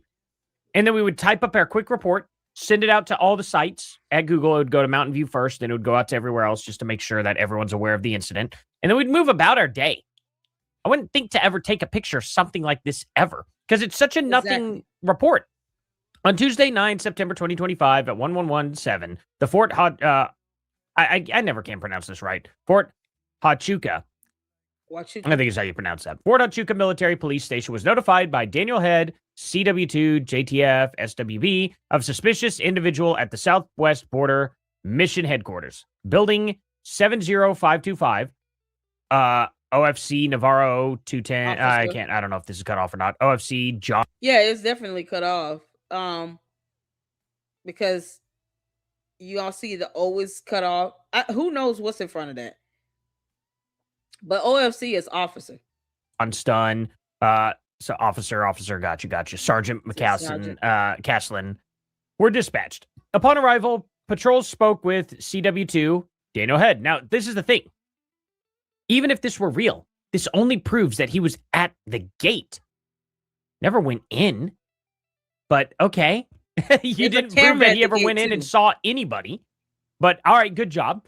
Okay, so anyway, they were dispatched. Upon arrival, spoke with CW2 Daniel Head, who stated that the individual entered the building with a backpack making concerning comments. The bag The bag. The backpack. Candace, you couldn't even be consistent with backpack, girl. Backpack. Backpack. Y'all, when I read this stuff like this, with this type of inconsistency in the syntax and the spelling, I immediately think about phishing scam emails. You know, ones that come from some country in the continent of Africa saying, I am supposed to be inheriting $50 million. Can you send me 5,000 and I'll send you the rest of the 45 million and we can make this happen? Like, that's what I think about. I immediately think of phishing scam email. When I see stuff like this typed up, the spelling is just god awful. And then the grammar syntax is so bad. It's like, did this person just put words together and didn't think how it sound? They didn't read it out loud to make it make sense. Why couldn't she keep the word backpack consistent? Simple things like this. Backpack. You can't make this up. Pack was taken. Okay, so now he said backpack and then it changed to bagpack. Yeah, mistakes like that don't normally happen, but okay. Exactly. Was taken away and placed outside of the north side of the building and called the police station to report the incident. A run-on Okay. sentence. Sergeant McCaslin, why would he even show up with a backpack? Right. That doesn't even make sense. Oh, Wasn't he there to get documents? Isn't that what he lied and said? He said, I was there looking for the CID building. He said, I was there looking for the CID building. He couldn't find it, but yet that is the base where he alleged he trained at and remembered the barracks that he slept in. But he couldn't remember where the CID building was. And he said several times how he walked around. Never said anything about any issues with walking. None of that. He walked around. Yeah, that's not the crux of this that got it for me. It's coming up. okay. Requested K9 to sift the bag in the vehicle. He should probably know better than that to take a backpack into a You would military think base. so, It doesn't right? even make sense. For what reason would he do that? Exactly. A gray color Chevy Equinox plate gives the plate number. Hopefully he can actually show his plate number, but I doubt it. California. Nope. For the odor of explosives, OFC Officer Navarro and Officer Johnston made contact with the individual identified as Mr. Michael Snow, which Yeah, because Michael and Mitchell are not the same names. See, that's what did it for me.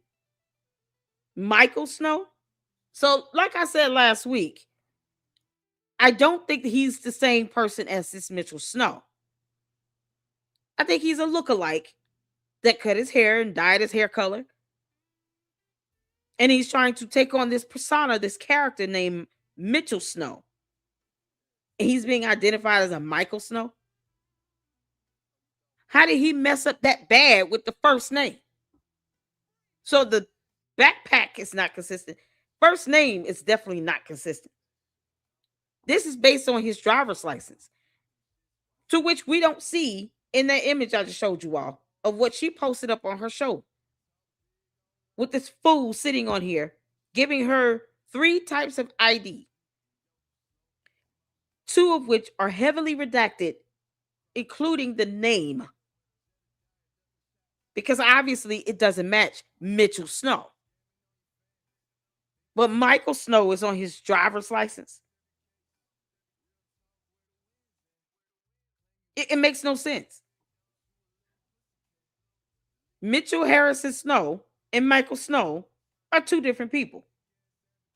Because no one goes out of their way to redact the name on these military ID cards that I was told were for dependents if he's not lying about his name. Because that's the one piece of information you've already put out there, right? Because first it started off as a Harry Meyer. Now we're at a Michael Snow from a Mitchell Snow. But yet, did she ever post those court documents up? Because she said she would post up court documents on her website. You can't make this up. Mitch is his name for sure, and so is Harry. They are both in his name facts. There is no Michael Snow. Why he got a license with not Michael Snow on it? Why would he even show that if he has a military ID? That's how ridiculous this fool is. I can't even. I'm gonna be honest. I won't believe he's who he say he is until someone does a DNA profile on him. I can't even give that. I can't. I can't do it. I can't do it. I am not convinced that he is the same person. I am convinced so far these are two totally different people. And I want a DNA profile to prove his identity. I don't have to trust anything this guy says about who he claims to be. I'm going to be honest. I don't believe he's the same person. I just don't. This guy is willing to go and lie and redact everything that could even give away a name on a card. He has nothing to show that he's Harry Meyer. And then the ID cards he showed is heavily redacted. He's saying his name is Mitch or Mitchell. The driver's license saying Michael. It's too many inconsistencies for me. I don't trust him at all. Give up a hair sample and some DNA and a swab of the mouth, and then let someone else that's an actual police officer or investigator run his DNA in a system, and then we can get his identity verified that way. That's it. That's the only way I'll accept who he is at this point. This guy has no reason. Like, Candace does not care about lying like hell. This guy is not going to be honest. If he's going along with this so-called fraud, this ruse, and let's say, because Candace shows are pre-recorded and pre-scripted, she doesn't wing anything. They're pre-scripted and pre-recorded. And then she types this crap up after the fact. After the fact, she types this up. You would think if she had the actual valid, authentic incident report, she would have showed it while he was speaking on her show. Because that's how good journalism works. You show the evidence as he's speaking, not a selfie of himself wearing the same damn shirt that he allegedly is wearing in this photo that he's wearing in this so-called squabble. Same black polo shirt. And then he just comes on. The moment he said military people, you know, because I saw military people. I'm like, is that how? And I asked the question last week. Is that how people in the military refer to other colleagues, other people in the military? Do they say military people? And Manny, shout out to Manny, said no. That's not how Army brothers Army brothers and sisters refer to each other as. They don't say military people. People who aren't in the military might say, you know, it was a bunch of military people around. He literally used the verbiage military people. Because I don't believe he was in the military. Because that's not how they talk. That's not how they even refer to each other. Those are the things that I pick up and I hear and I take in to say, if this guy had to prove he was in the military with a DD-214, could he even produce that? Because why wouldn't he produce it? If someone requested a DD-214 from that fool on her show, would he even be able to show it? When these so-called cards have everything redacted, you can't even verify a name. And in this so-called typed up nonsense that she could have just showed if it was a true legitimate incident report there that she could get her hands on because she thinks she's so, you know, powerful and mighty. Why she can't get an authentic, legitimate incident report? Why did he give her a copy of the actual incident report done by a military police officer? Why didn't she post that up while she was talking to him on her show again? Why didn't she post up his DD-214? Why is everything redacted on these ID cards? I have no reason to believe that he is Mitch Snow. None. No reason at all. So from what I'm gathering so far, based on the information presented and this fraudulent ass whatever this is, she typed up. She found somebody that looks like the guy, Mitch Snow, and then he came on and purported himself to be that. That's how I'm taking it so far. Because the most mundane, basic things she could have done to at least verify his identity, they both have failed to damn do it. And they're going based on his driver's license, not his military ID. Y'all notice this? Let's go back. This is based on his driver's license, his name on his driver's license, registered in the state of Washington. A driver's license number, not a military ID. Because if he was in the military, or like these cars he showed, why didn't he just show that? Why didn't he just present military ID at the gate? They're going based on his driver's license. You know, like a civilian. Make that make sense? Made contact with the individual identified as Mr. Michael Snow, which is weird how his name keeps changing. Okay. CIV retired from his Washington driver license. Here's his license number. Maybe I'll try to look that up later.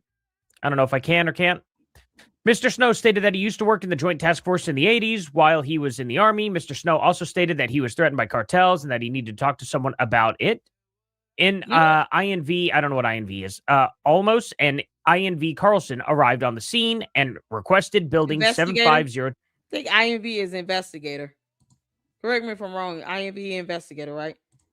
He should have a military ID that shows retired. Exactly. Yeah, he's not showing military ID. He's not even showing military ID that has his name, that matches his image to access any documentation from a military base. They gave us his name and driver's license number like he's an ordinary civilian because reasons, but they couldn't give us any information from his military ID.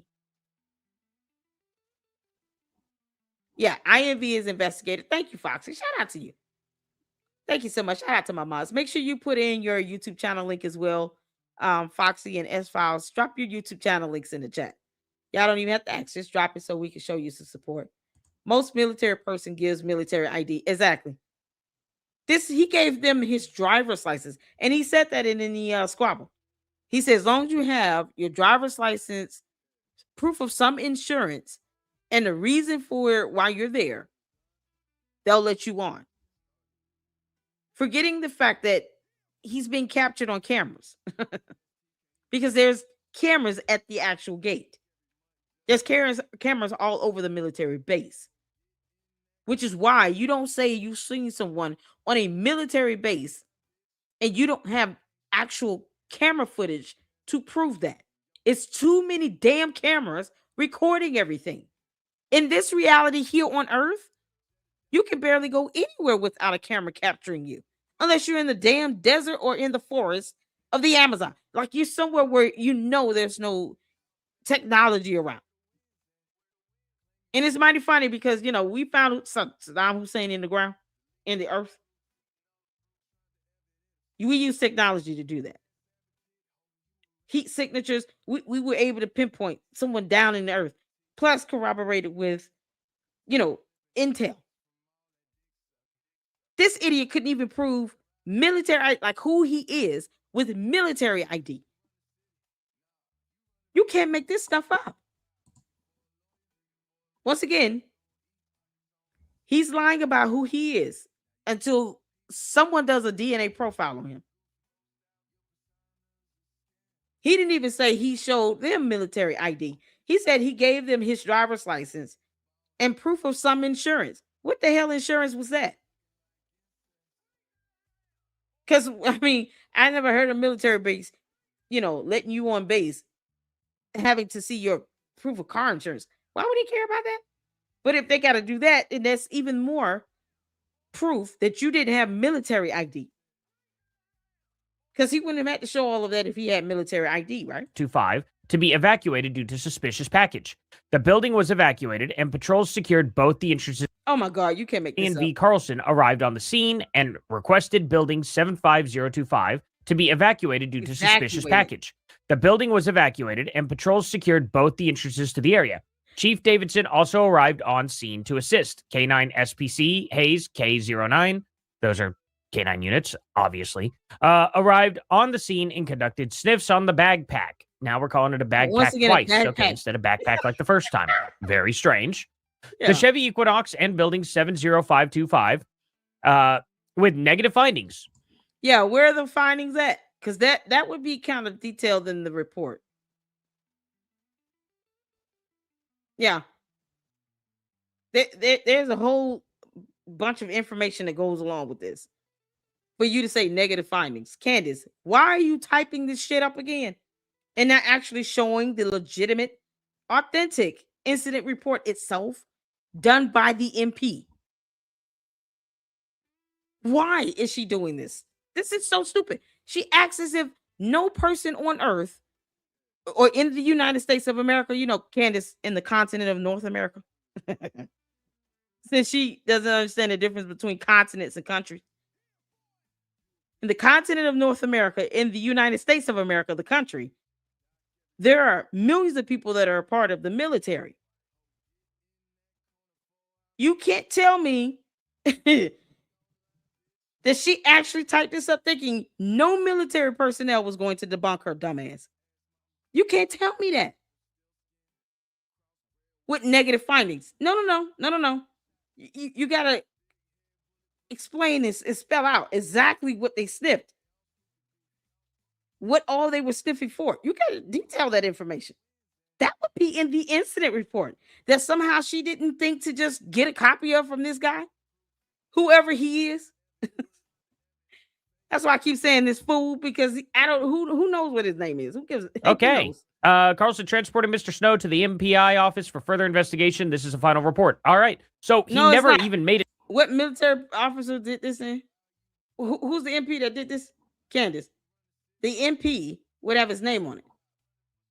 Once again, it would have his name, his title, ranking, military police unit, perhaps a badge ID number.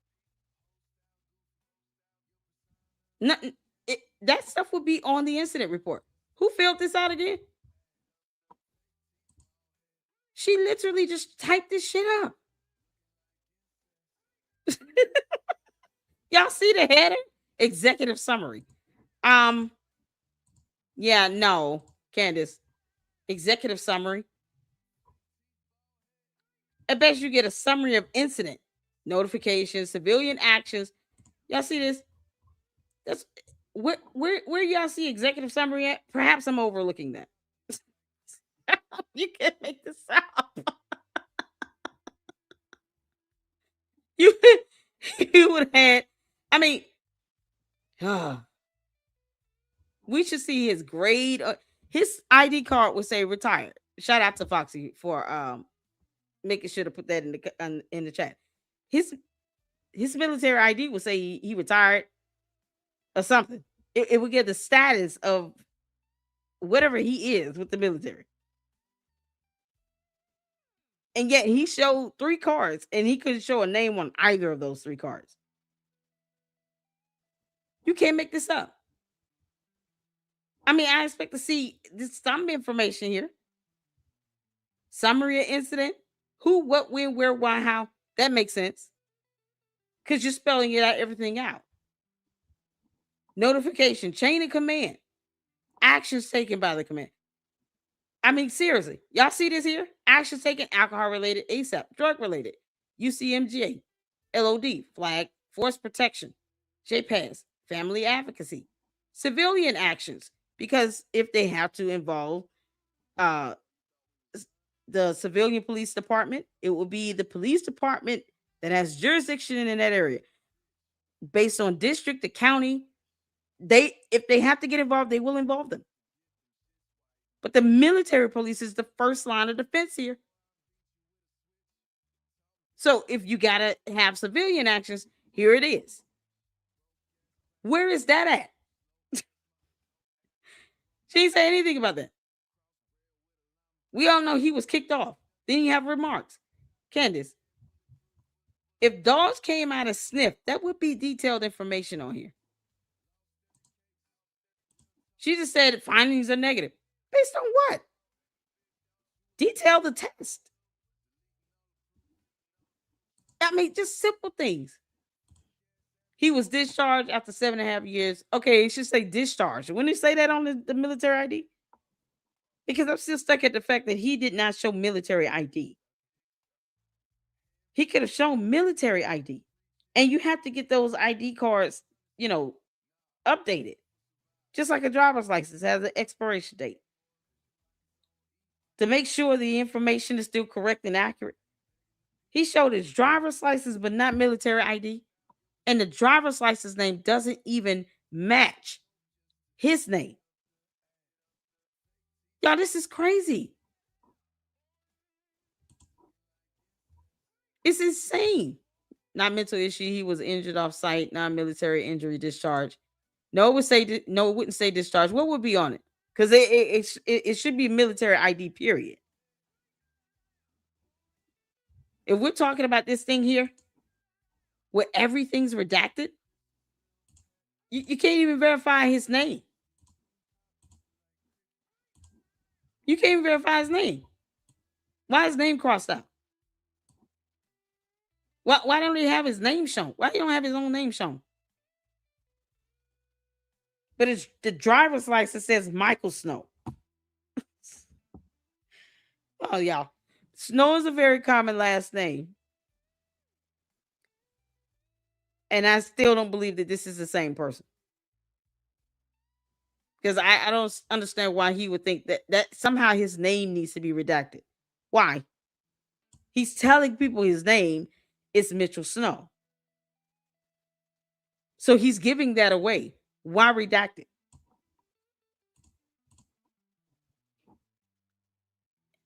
It's absolutely insane. It's absolutely insane.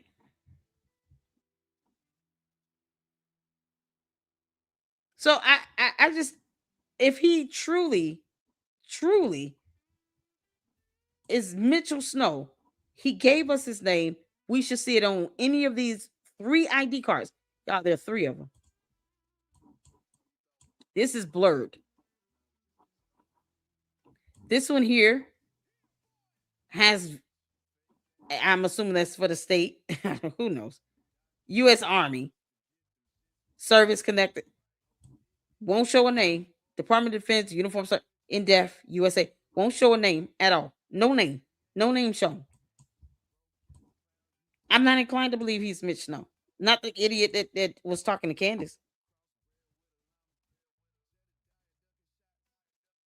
This isn't a leak. She posted it up on her show. You could go watch her show for that. This came from her show. It's called The Snippet. You can't make this dumb shit up. This is nothing to leak. She posted this up on her show in her video on her channel. This is ridiculous. Brain rot is real. Yes, it is. But he didn't have a name. So how do we know who he is? That's the first thing you will verify. A name. Why is his name not showing? If he says his name is Mitchell Snow, the name field should be showing to verify he is the same person on these cards. Right now, all we got to go on is this nonsense Candace typed up with his driver license reflecting Michael Snow. That's not even a typo. She literally put in a whole different first name because she typed that shit up. You can't make this up. So I expect to see his name shown. This is a good question. Why is he out of uniform on his identification? Oh, man. That's a good question. I wish I could answer that for you. Aside from me saying that, he forged the photo, because that's not him. Who knows? For him to say military people, he was in the army for 7.5 years. You say no reply, and he refers to other brothers and sisters in the army as military people. I saw other military people there. They have an actual nickname they call each other, though. You're talking about brothers and sisters in arms here in the army. And he says military people. That's the vernacular that civilians use. While he shows 3 cars with no name shown, no DD-214, and his driver's license that he showed at the gate, as opposed to his military ID, has Michael Snow on it. And that would have been captured on camera. So when you get up to the security checkpoint, there's a camera at that booth. So all of that would have been captured on a camera. Which is why it wouldn't behoove Candace to lie about this. If there's military, like the surveillance camera footage on the military base that could actually show you his image, and it would be able to show the cars he presented. All of that is right there on that camera. No name shown. I'm trying to figure this out. Why no name? No name? This blur. Candace trying so hard to get people to believe this BS is not even funny. And she types up something as opposed to just show us the real incident report done by a military police officer. Even if the incident occurred and is legitimate, why can't we see the actual incident report on the legitimate form it would have been completed on? Why can't we see that? He would have gotten a copy. They would have given him a copy of that. He didn't get it. He didn't bring that, of all things. This is what's so crazy about this. So crazy. Is Marine part of the military? Yeah, Marine is one of the branches of military. You got the Marines, the Air Force, the Navy, the Army, Coast Guard, Space Force. That's a thing now. But he will still have military ID cards. And the names should not be redacted, because now we know your name. It's a matter of putting a face to a name, and he couldn't even do that because the face doesn't match the name. This is absolutely insane. He didn't show the military ID at the security checkpoint. You can't make this stuff up. This is crazy. This is absolutely crazy.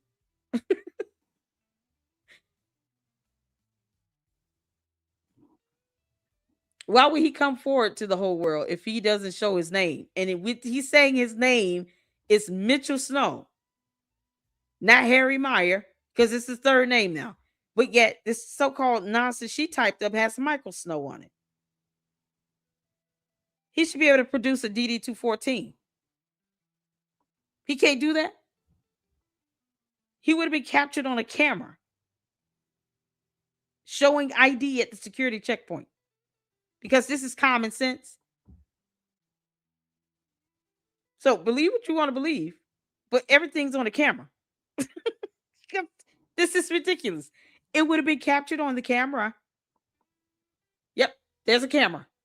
Plus, if you show regular ID, they will tell you to pull over to the side until the person or representative come and retrieve you.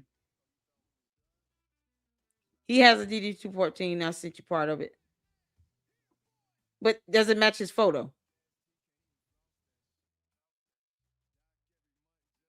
Because if it doesn't match his photo, then I mean, that's my whole thing. Does it match his photo?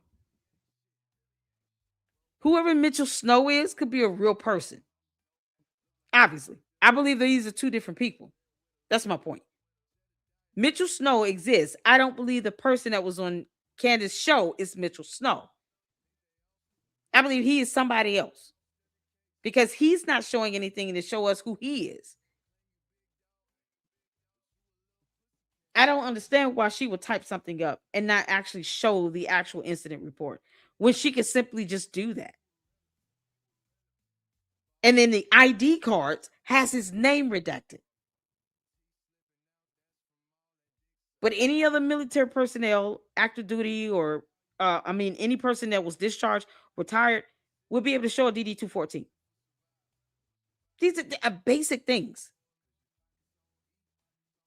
He's on the run, but he goes and does anything on Candace Owens show, so people can know who he is and what he looked like. Why would he do that? If you're in hiding, you're in hiding. Why would you go on a podcast show where millions of people are going to see you? That's the dumbest way to hide out. It's stupid. So you're saying, oh, come find me. At least I did this show where he could easily be targeted. Why even do that? There was no common sense in that. No common sense. This is insane. But the ID cards are heavily redacted. Not even to verify his name. But he comes out and says, my name is so-and-so, and here's my face now. Makes no sense. I want a DNA profile. It to their secret little room. He was at the South Gate, suspicious. They found him in one of the closed buildings. You just asking questions. And then they were just going to walk in on every single important man in the very first building this guy gets to. Every single important man there, and this guy has a backpack that could possibly be loaded up with explosives. Right. Sure, Candace. I'm glad that this is an editable text, though. It's not a submitted form. It usually goes in a PDF, and I'll show you guys right here.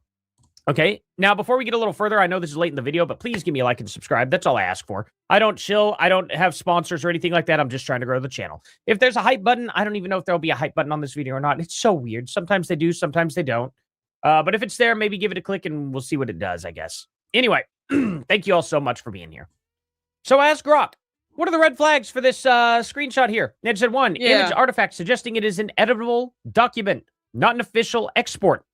The screenshot shows what appears to be a cursor, vertical I-beam, and the blank space below the main content. This typical of an active word processor like Microsoft Word or Google Docs during editing, not a static PDF or printed report. Official military documents are usually exported as secure PDFs without such elements. That's because the military doesn't want anybody to screw something up after it's been submitted. The overall appearance is plain text in grayish background, resembling a casual screen capture rather than a formal scan or printout. There is no visible letterhead, watermark, barcode, or digital structure that standard military reports often include for authenticity.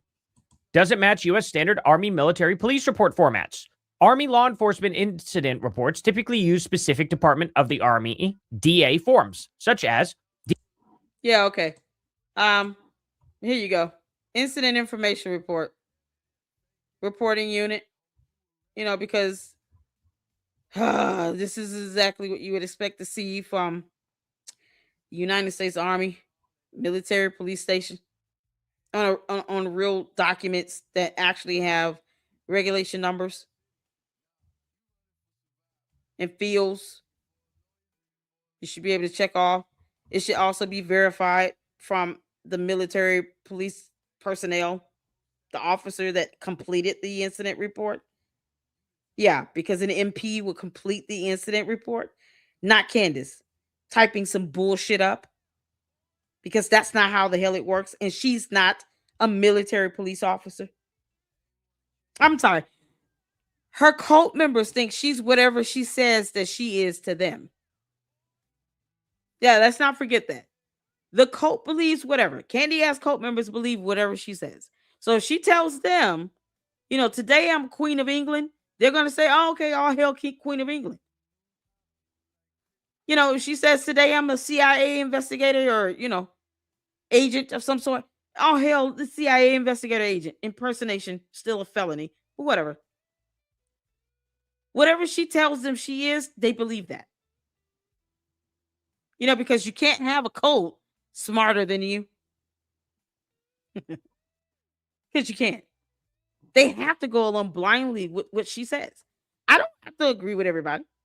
There are plenty of people who disagree with me saying that I don't believe that fool that was on her show it's the same person. I think he looks extremely similar to the Mitchell Snow, and I just believe this guy is someone else because he's not connecting a face with a name at all.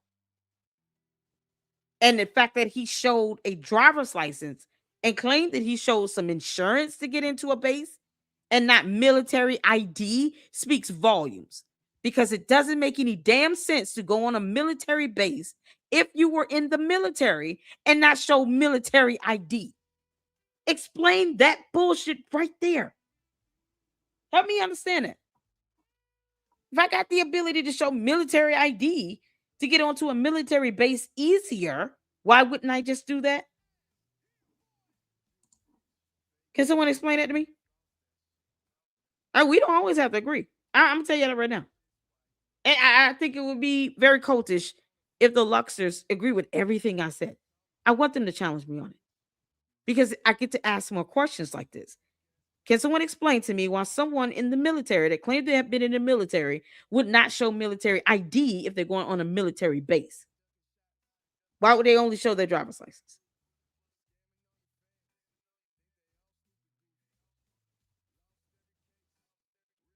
Okay, let's see. And no replies give me an answer here. He says he will not pass the background check on the spot. His military IDs do not say Mitchell Snow. His military IDs do not say Mitchell Snow. They say Harry Myers. So presenting a driver's license that says Mitchell Snow with military ID saying Harry won't work. But his driver's license said Michael Snow. And then you get the driver's license number. So that means he doesn't have any information connecting him to being Mitchell Snow, because we don't know that. We saw the actual ID cards that Candace posted up on her show where everything's redacted. Everything, including the name. His name is either Mitchell Snow or Harry Meyer. So either way, why redact the name? That goes back to that question. Why would he redact the name if he's telling us a name? Mitchell Snow, Michael Snow, Harry Meyer. Why is the name field on those cards redacted if he's giving a name? How many more fake names is he going to give? If he's in hiding, why come out of hiding? If he doesn't want people to have a face to a name, why do anything with a podcast? Because this is just common sense for me. None of his military documents say Mitchell Snow. All of his military documents say Harry Myers. So why redact the name field on the ID cards if it says Harry Myers? Why even redact it? He's telling us a name. He's not saying initials. He's not saying my name is AB and I'm going to keep it that way to keep people from learning my name. He's actually giving us names. So why do that? That's what I'm asking here. His driver's license says Michael, not Mitchell. Exactly. So that's 3 names so far we've gotten from the same alleged individual. Regardless of his name, you're telling us names. Why not show that on these ID cards? We already are given a name. So why keep that a secret still, as opposed to just say, here are initials. Let me give you a pseudonym. Just Joseph, or Joe. That's it. Just a nickname. If I don't want anyone to know my name, I'm not going to give 3 different names. I'm just not going to give a name. I'm just going to say, I go by AB. I'm just going to give 2 letters as initials. I'm not even going to give a full name because that makes no sense. Now, the report said Michael, which of the report is wrong, which it proves it is fake because the military would have wiped his driver's license to get the data off of it. Yeah, I mean, it wouldn't even have.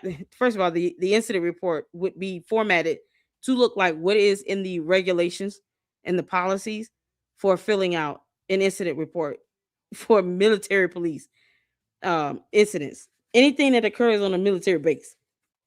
Those forms, those incident reports are based upon what is a part of their regulations and policies, and they're codified.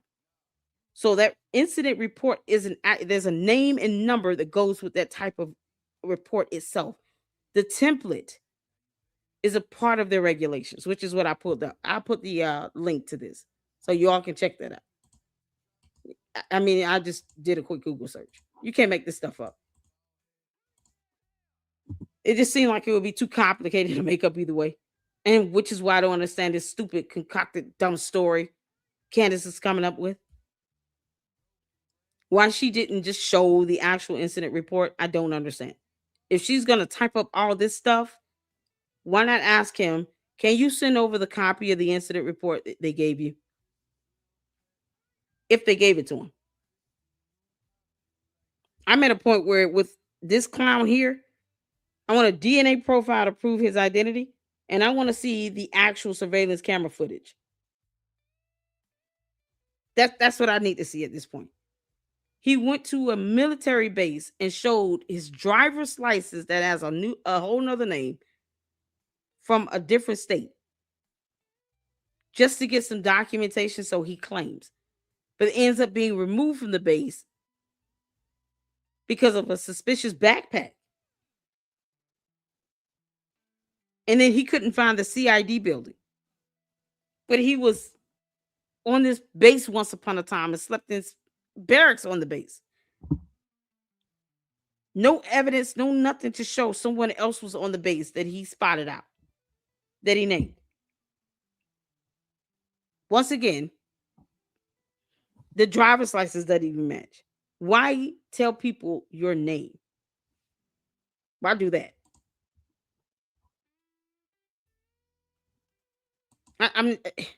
He is a lookalike.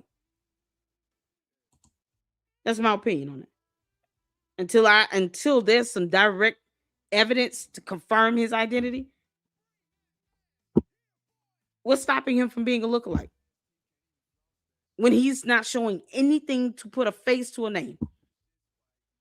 The IDs, the driver's license got different names on this. Apparently his military information is all going to say a whole nother name if he changed his identity. What's stopping this guy from just being someone who looks like a Mitchell Snow, but he's a complete different person? Because Candace, we can ask these questions as well. Yeah, because you keep saying doppelganger with Brian Harple. So what's stopping this clown from being a doppelganger as well? We can ask the same stuff. Candace, this is how it's done. You want to ask questions? So do we. What's stopping him from being a doppelganger? So far, I haven't seen anything that connects him to being a Harry Meyer or a Mitchell Snow. How do we know he's just not somebody that looks like the guy?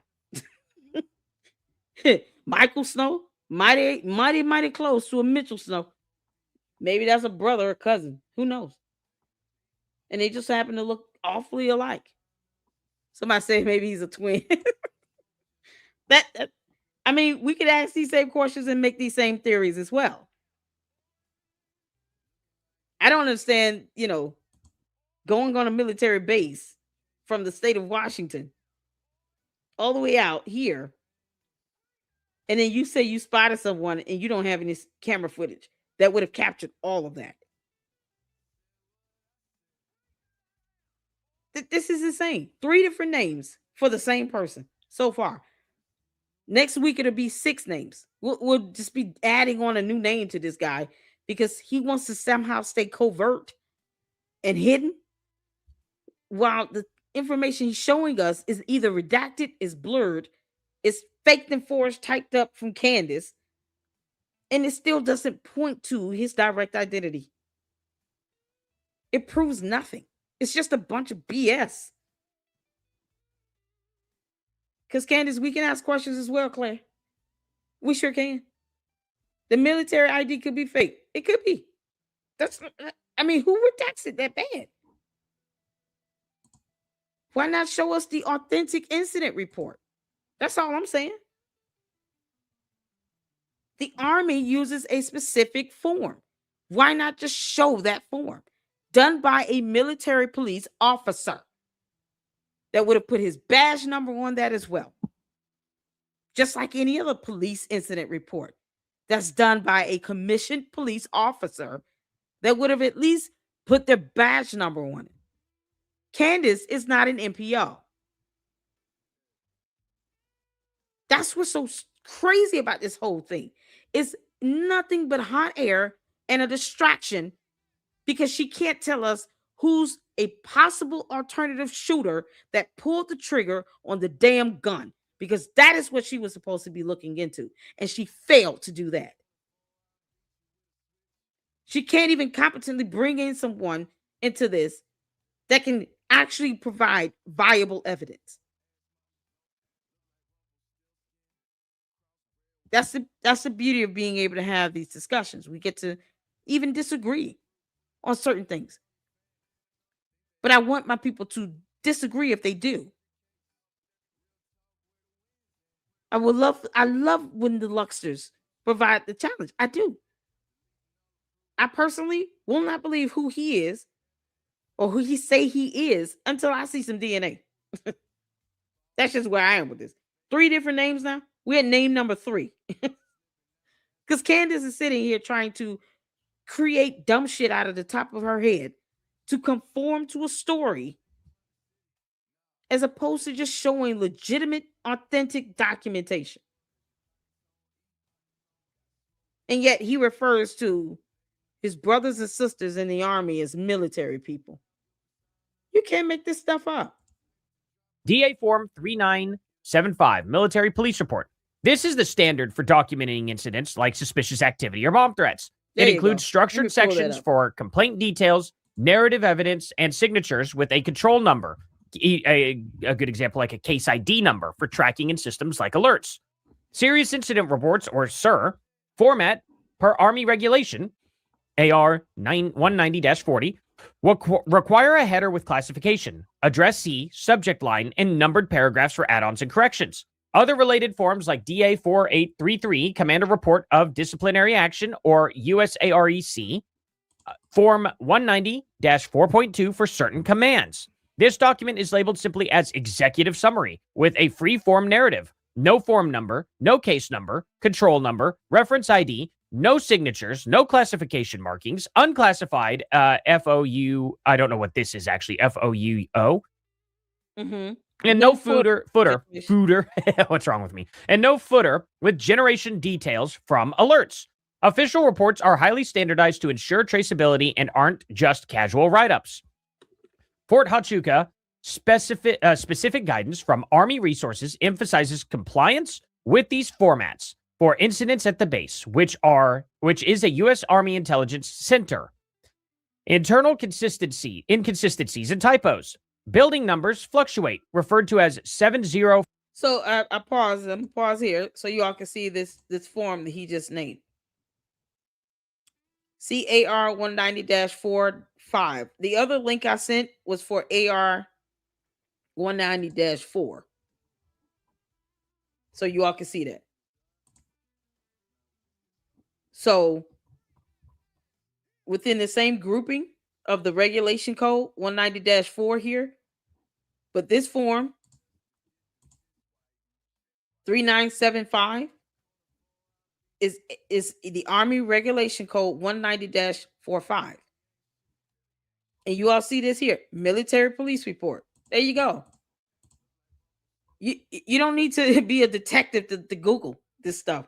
This is simple. Candace could have posted this, the actual military police report. There you go, right here. This is public information. Why didn't she post that up? Why in the world would she feel like she need to type something up? This is so crazy. Hold on, let me see your LLC find his court cases and his change of name in Washington. Okay, I'll look that up. I sure will. That's where his driver's license is registered. So I sure will pull up. It would be done. Would that be done in whatever county court? to do a name change, there should be a petition or something, some court documents on file. So I sure will look that up. So you guys see here, here's the military police report. You see the fields? That how in the world she put this stuff up? Didn't even try to type this stuff up. Report type: info, traffic, military offense, criminal complaint, evaluation, founded, unfounded. This is the information you expect to see. Clearance reason: death of officer, prosecution declined, extradition declined. You expect to see this stuff checked off. Complaint received by in person, 911, CB, telephone, mail. That's how you expect to see this. Involvement: hate, death, trainee, domestic, gang, extremist, MP action, military police action, MPI, CID, MP, civil authorities, traffic, other. Y'all see this? This is stuff that you expect to see in this military police report for the Army. Army Regulation 190-45. Why did she post this? This is absolutely bonkers. Then you have a national incident-based reporting system. Here are the location codes. Because everything is codified. Even the regulations are codified. Type of weapon, force. It's very detailed here. And she couldn't manage to at least ask him for a copy of this. He could get a copy of it since he's the subject matter. He's a person of interest. They would have given him a copy. Why didn't he bring that? What type of clearance does he have? He's talking about he can get into a secret meeting. What that would require this high level type of clearance? None, confidential, secret, top secret, other. You expect to see this stuff. Offender's disposition. They want to know what he was wearing. That's not typed. That's not in this stuff that Candace Owens typed up. You don't see his clothing described here. How dressed at time of incident. Offender's disposition. Identifying marks and location, along with ethnicity. Hair color, eye color, complexion, age, juvenile, race, height, weight, male or female or unknown. Like, you expect to see this stuff. They even have marital status.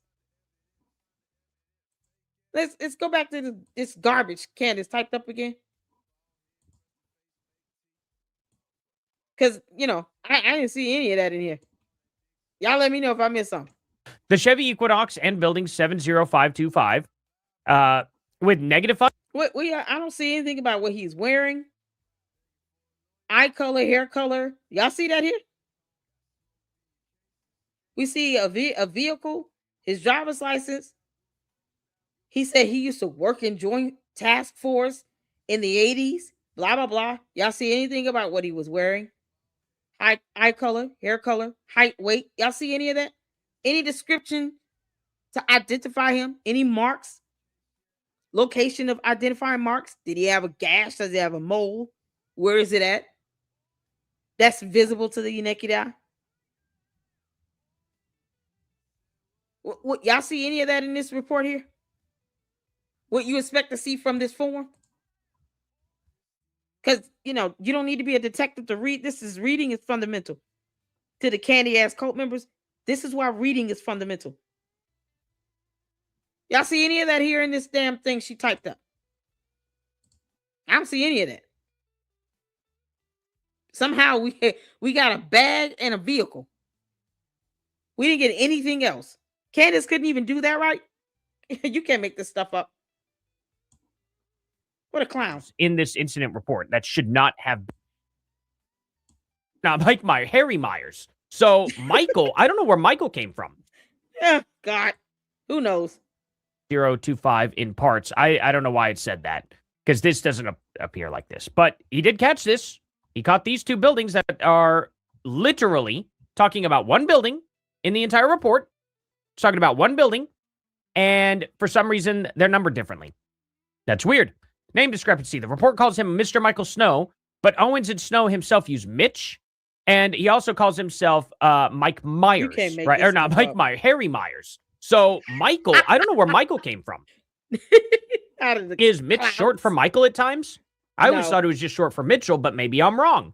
I've never called anybody by Michael other than anything short other than Mike. But okay, maybe Mitch could be. Maybe Mitch is his middle name. I don't know. The middle name of Mitchell is Harrison, right? Mitchell Harrison Snow. Who knows? It could be Michael Myers. Like the actual killer. Like you can't make this stuff up. What's stopping him from calling himself Michael Myers? Freddy Krueger. We're almost there. He might as well name himself Candyman. Maybe Michael's his real name. So Man, my hair today is getting caught up all inside my wires. I should just pull it back. Michael Myers, Anyway. Lord. So, name discrepancy. Yeah, we did that. Odd phrasing, sentences like making he's the concerning original comments Freddy Krueger. or the abrupt, this is a final report, feel informal compared to regimented military language. Yeah, that's also weird. Why is that the final report? Who knows? Especially I on like my that. serial That's crazy. weird. Online scrutiny and claims of forgery. In the immediate aftermath on X and YouTube, multiple users, commentators, including Alex Jones and others, have called it out as potentially fabricated, arguing it's a screenshot of a computer screen that could It easily is. be typed up. Exactly. Yep. I mean, That's it's what just, it is. we all know this part. I don't need to explain that. It obviously looks fake. I don't need to explain why it looks fake.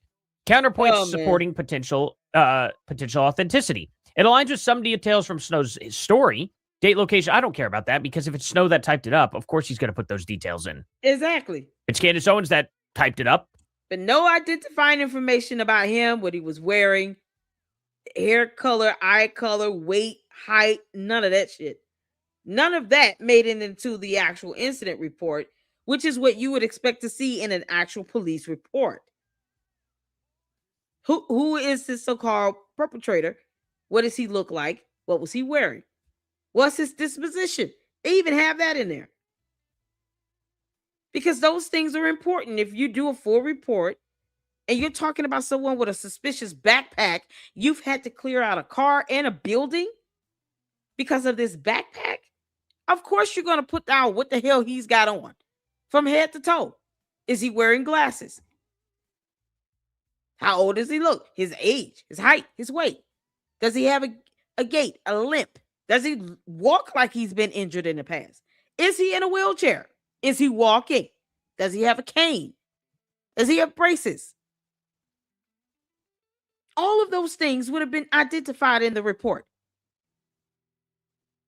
Because those are factors to help us know who he is, to identify him.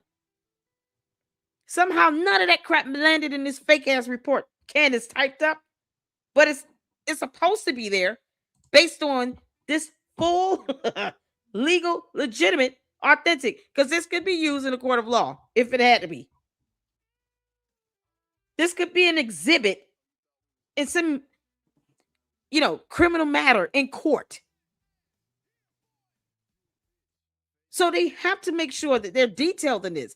How do you miss any and everything describing the offender? How does that happen? This is so stupid. Candace is just distracting. Candace, who is the person that pulled the trigger? You were supposed to be telling us that. You're bad at this, Candace. Same thing. She has all those details from Snow. You can't make this so up. It's not actually anything that details match up at all. Means nothing because they also have that information. And Owens claimed it came from insiders, if real. It could be internal alerts generated summary for non-criminal incidents, which are sometimes less formalized. Really doubt it, though. No one from Fort Huachuca or the named officers have publicly denied it. Oh, wow, that's really something, right? Because the government's going to come out and say anything about it. No, they won't. Government documents can look dated or plain due to legacy systems. Ultimately, no confirm. Someone would need to file a FOIA request or contact the Fort Huachuca Provost Marshal Office for the official record. Yeah. Candace, why don't you do that? Why don't you file a FOIA? Because that's public information, Candace. It's a police report, except this is specific to the United States Army. You couldn't just have him post up that police report. He was the offender. You didn't put any identifying details that we would have expected to see in the legit police report. You can't make this up. Okay, Alex Jones, I No challenge you too. nothing. Let's file a FOIA and let's find out. That's what we should do. Now, anyway, He should have brought Candace was caught on her red-handed here show. on this.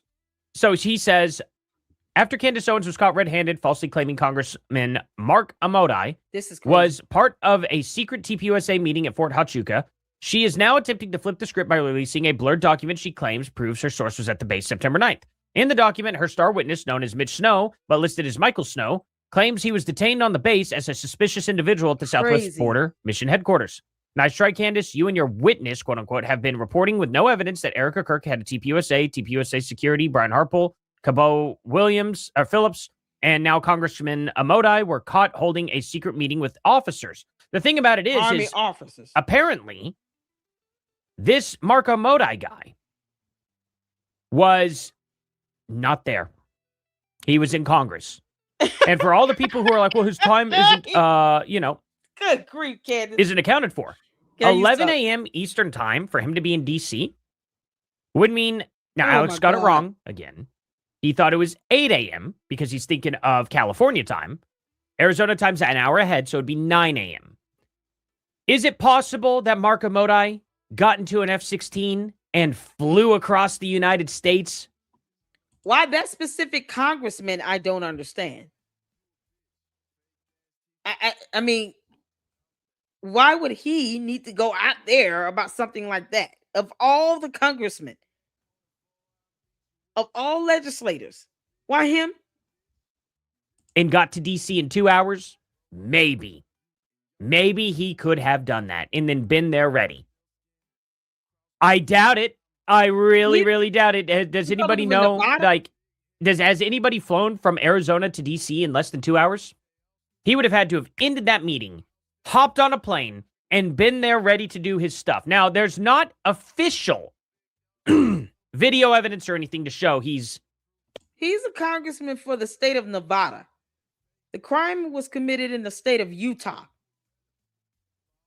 And correct me if I'm wrong, but the TPUSA headquarters is in Arizona, correct? I mean, are kids real?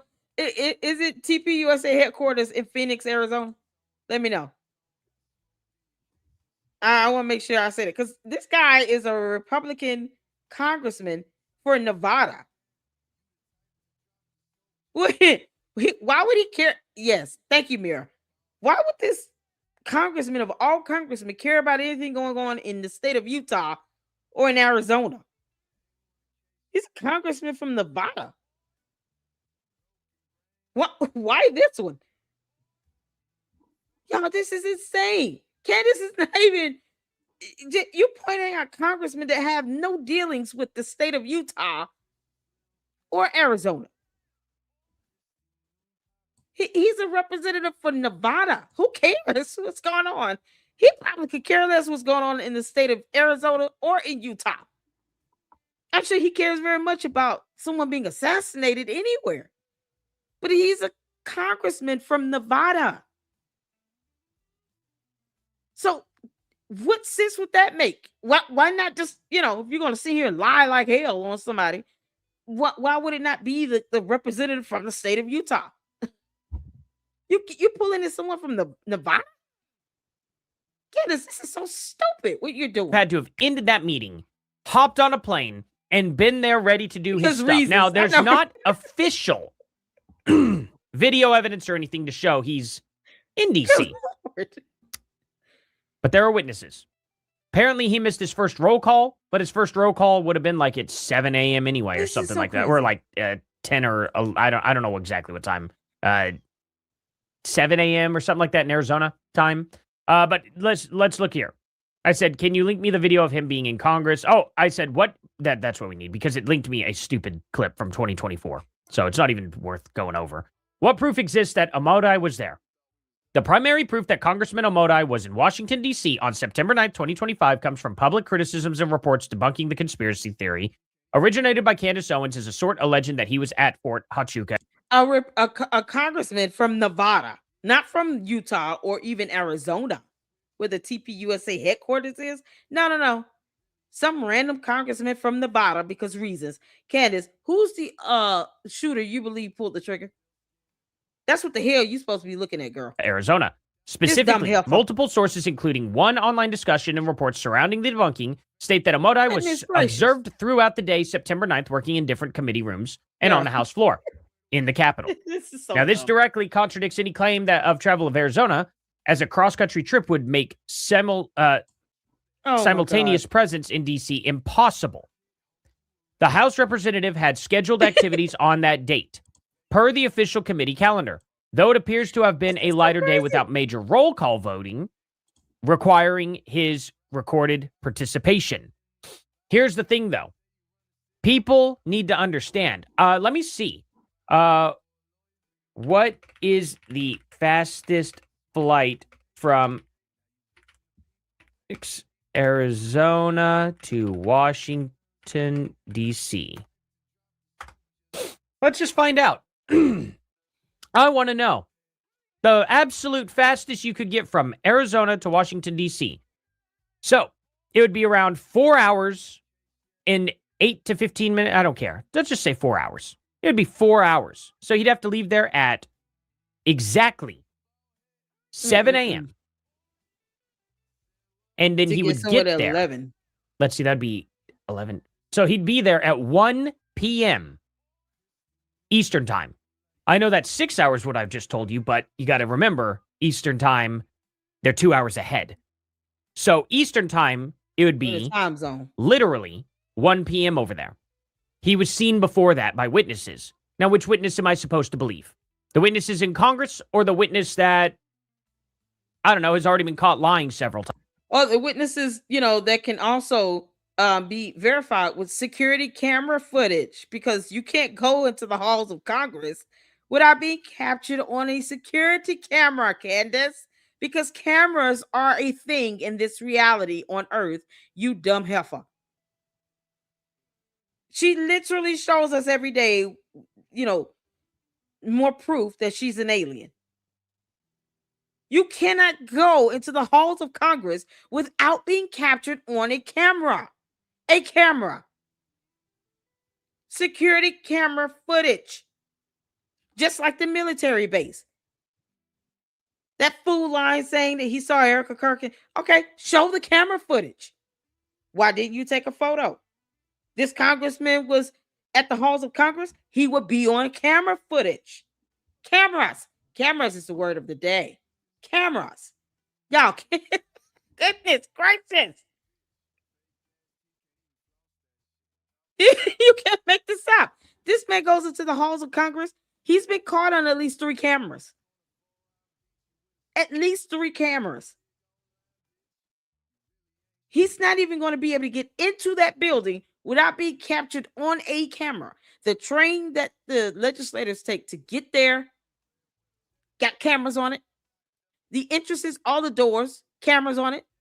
Cameras in the hallway. Cameras in the elevator. Cameras everywhere. You can't go through the halls of Congress without being on a camera. That has date and time stamps, Candace. Camera footage has date and time stamps.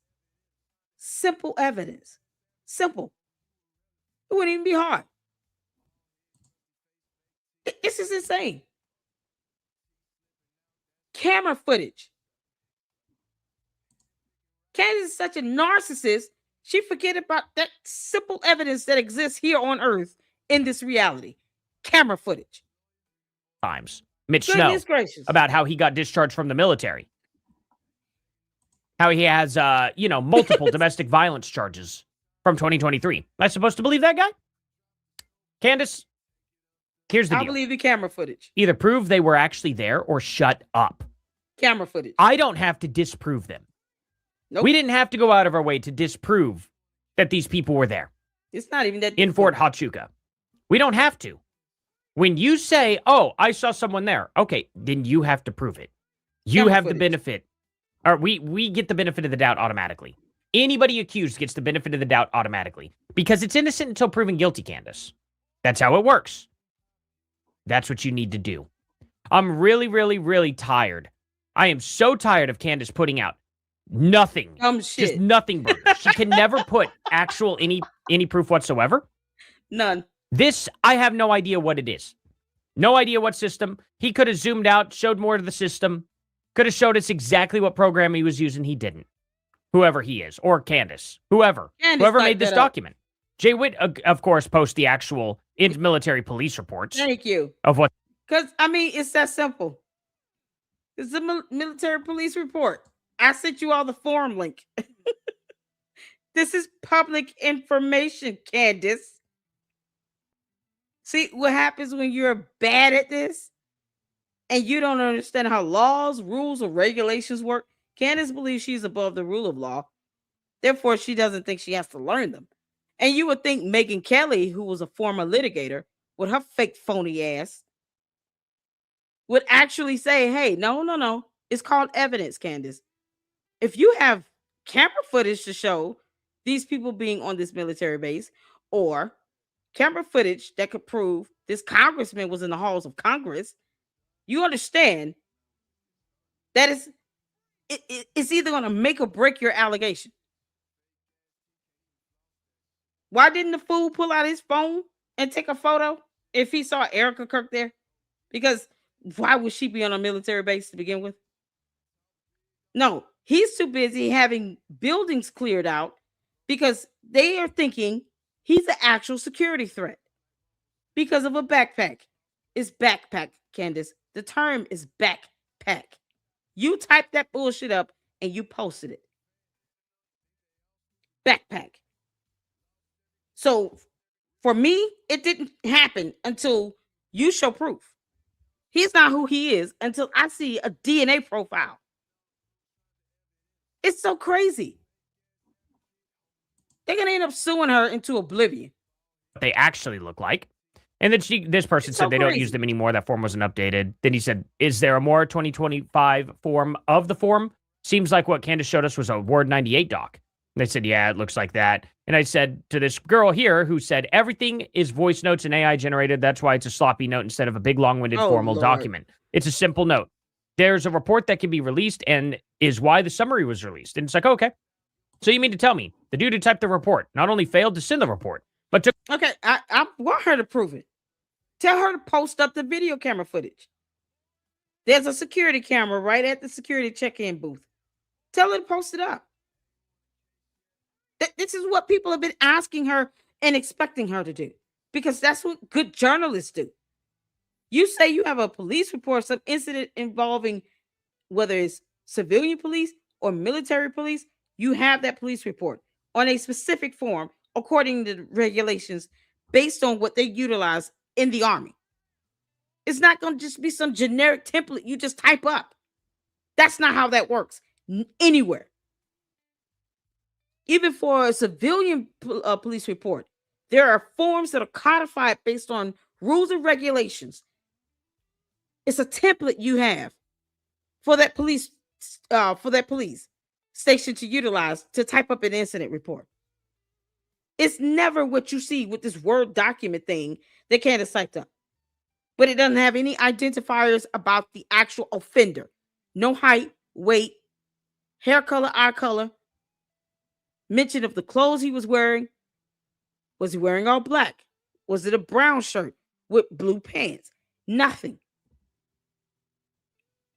Those things would also be in the incident report. Information about the offender. All of that stuff is missing. Why didn't she just post a police report? That's public information. She's doing things that make no sense to any human being with a brain here on earth. We want her to post the evidence. She refuses to do it and then says, oh, people are trying to shut me up. No, we want you to post the evidence up.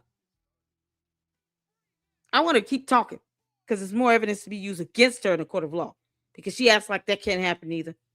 Funny to me. Post up the evidence. I want to see the camera footage. Took a picture of it and sent it to Candace before it was submitted. You believe this? And Jay Witt, of course, well, now that you say it like that. Exactly. Why is this document unsent and also have a cursor to edit the text? It's really weird, guys. It's really, really weird. That's a huge mistake right here. This was a massive mistake. They should have had that mouse off screen. And I think that's literally just this little line caught her red-handed. But what do you guys think? Tell me down in the comment section below. Please like, subscribe. Yeah, this is the part. This is And speaking of my brother Jay Witt, my brother in Christ, this is his video here. We're gonna go over this, and then one last video for just laughs and giggles. This right here, he didn't say anything wrong. Here's the form. This is it. If there's an addition, an update, it will say below, and then it'll have the date, the month, and year that it was updated. It will have that. This information would not change. Information about the offender would still be on the actual incident report. So if she had the police report and she's typing the information over to a Microsoft Word document, first of all, why the hell would you do that? Secondly, because you don't need to do that. Secondly, why didn't any of the offender information make it onto whatever you're typing up that she put up as an image? Let me share this right quick so y'all can see this. Sometimes inspect can be a friend. Yeah, okay. So if you all see here, inspect the elements, it's like the programming behind what you're seeing. If there are any coders, people who understand HTML or any programming, anything, just a basic level understanding of this, you'll be able to read and understand this information here. This right here, it highlights and even says in the coding, this is an image. IMG, if you all see on the side there, it's for image. If she had pulled that police report in, it would have came up as a PDF file that cannot be edited. But she didn't do that. No FOIA request, no proof of a FOIA done, nothing. So if you go to the image, pull it up, you right click, inspect, that gives you the programming behind the scenes. This programming language allows you to see what you see as the final result. IMG is image. Y'all can see here. She took a screenshot of the actual laptop and posted that photo up, but didn't actually even bother to show proof a FOIA request was done or had him, the fool, come on the show and bring the actual report, email it to her as a PDF. If he had a copy of it, it would have been electronically sent to him. He could have just emailed it to her. Simple as that. He didn't do that. So in the programming language here, you see this is an image. That's just doing a right click and inspect. And if you know how to read and understand that, you'll see that. Certain abbreviations mean certain things in programming language. Because you can't make that stuff up. It's so crazy. There's another layer for you. Candace, you're bad at this, girl. You are bad at this. This is a clip from an earlier live stream. I know you're going to like it. So the link to the full video is down below. Check it out. I'll see you over there. Now, most of you may or you may not have heard Alex Jones. Yes, that Alex Jones called out Candace on Twitter yesterday. It was bonkers. I was not ready for that. I was not prepared. He breaks down some multiple problems with Candace's long-going theories. And of course, a lot of people, for some reason or other, are getting hung up on the Egyptian plane. I don't know why the Egyptian planes are the most egregious thing that she's done and said. I mean, they forgot about the BB letter. I know, right? They forgot about the 920 building. She said a lot of things that make no sense whatsoever. Now, granted, I think the Egyptian plane is the longest running foolish comment she made, because she only said like the red crane. She only mentioned that one time. But all of Delaware is run by the French. She's only mentioned that maybe once or twice. So I guess maybe the Egyptian plane is the longest running crazy story. But nonetheless, Alex Jones came out and he gave her Alex that Jones word. calling her crazy. Goodness gracious. I'm like, man, if Alex Jones sounds logical and coherent, ma'am, you're God. doing everything wrong. There's nothing that you're doing right. Nothing. It's fair to say that you're doing nothing right if Alex Jones is calling you out. Seth. All right, let's keep this dance going. Bring it up into the chat. Green hearts to the chat where you can hear. I'm seriously concerned for Candace Owens. What I'm about to reveal, what I'm about to break down, come from a place of love. Please watch this report and do your own research. And Candace, please think about what I'm about to say and what I'm about to reveal before you dig this hole much further. I can confirm on this podcast live every step of your story in terms of where you went, what time you were there. Yeah, but not the police report. That's public information. Candace. That there was this big meeting that happened. I confirmed the location with other people that are on Fort Huachuca currently. I can confirm everything with metadata. I obviously can't confirm that you saw who you say you saw. If you had to put it at a percentage that you saw Brian Harpole, what percentage would you put it at? 95. 95%. Okay. 95 to 99. All right. 95%. Okay.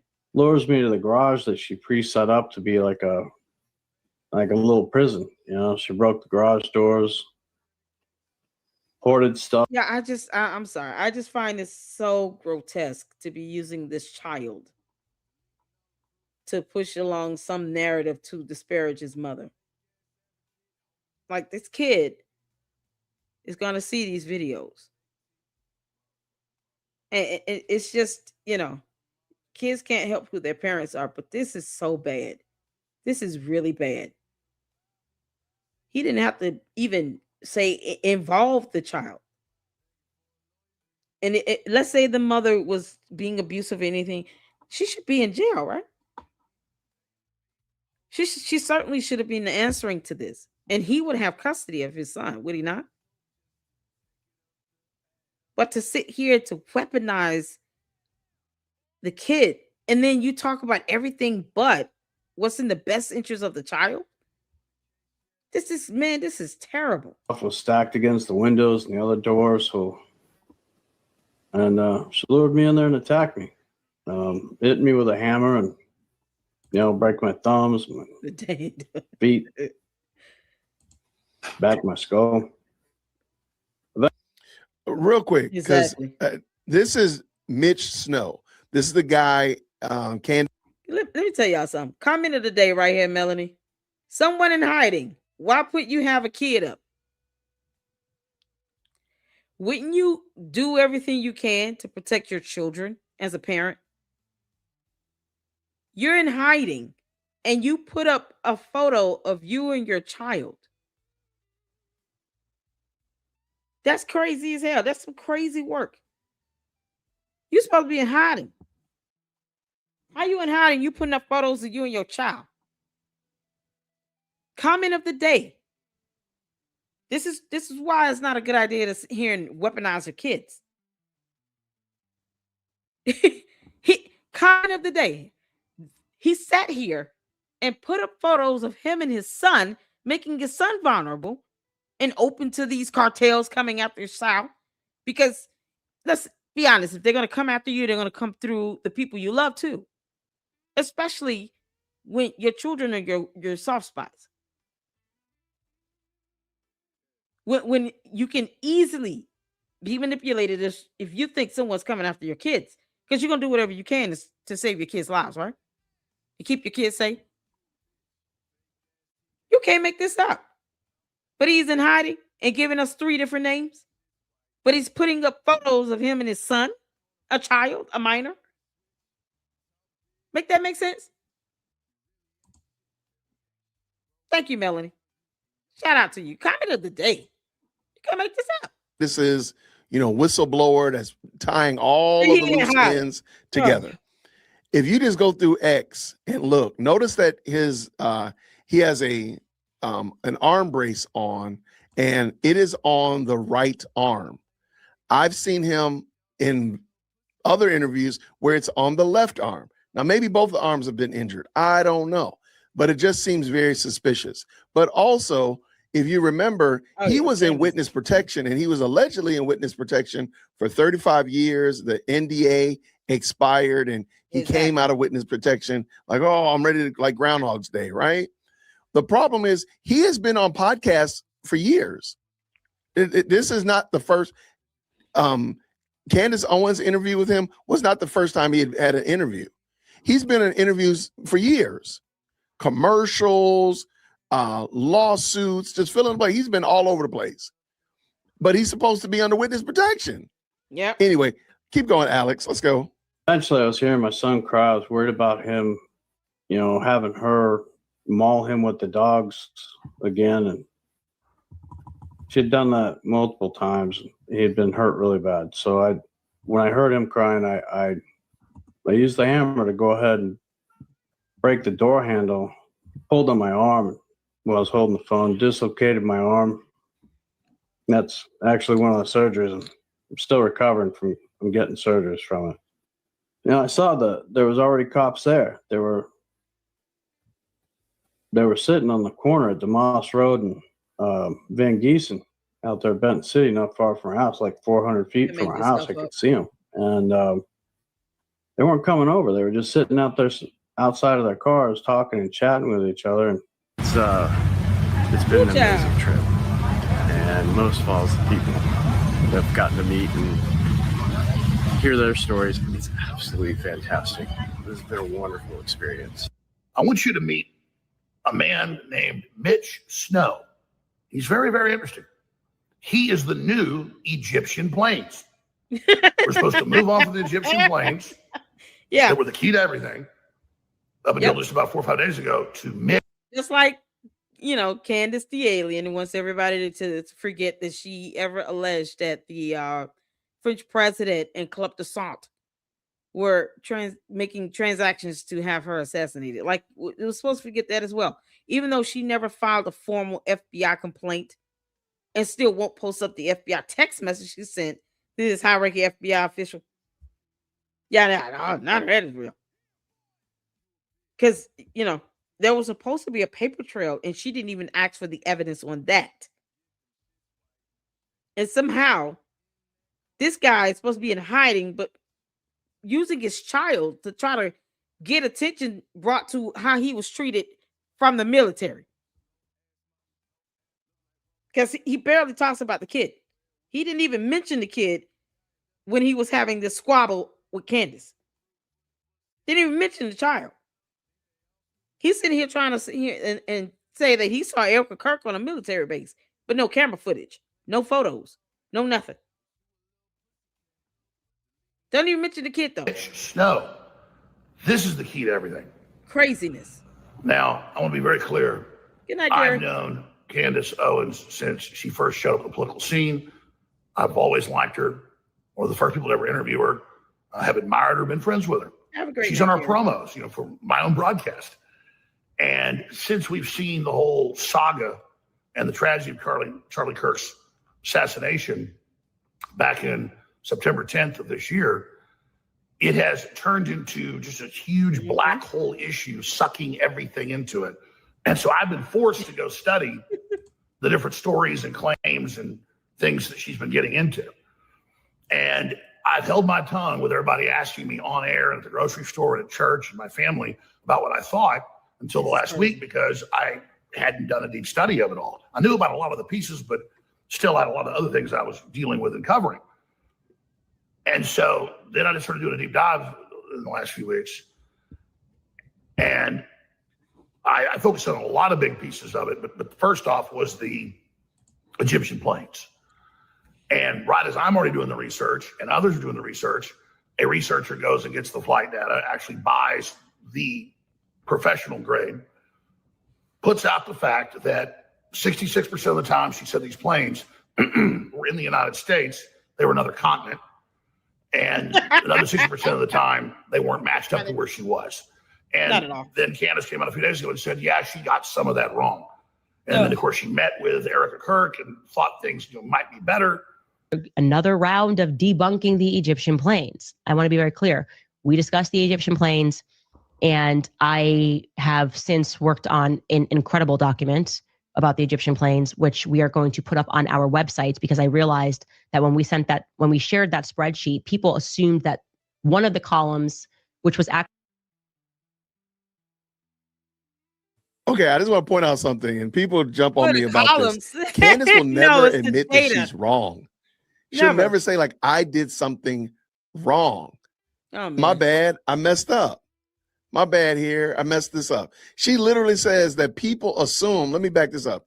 So listen to what she says about the columns. And she's talking about this column on the right. I'll get myself out of the way. She's talking about this column on the right because there's more information that's outside of it. And she did not publish that information because it conflicts with what she said. Okay. But instead of just saying, my bad, I did wrong, she says the people assumed something. Ma'am, you're wrong.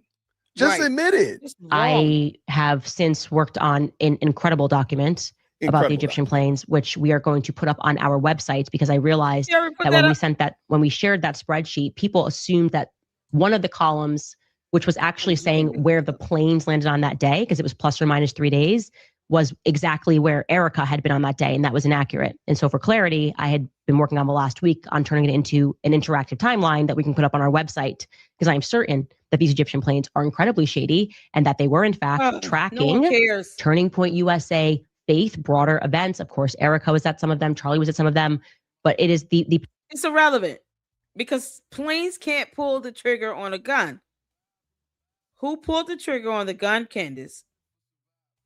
I think it's incredibly malicious and evil of you to even have an idea, and you're tap dancing around the topic. You're throwing out the kitchen sink at the wall to see what sticks. We don't care about no damn planes unless the person that pulled the trigger is on those planes. We don't care. They're irrelevant. She can't even put anyone on the plane at the scene of the crime. She was supposed to be telling us who pulled the trigger on the gun.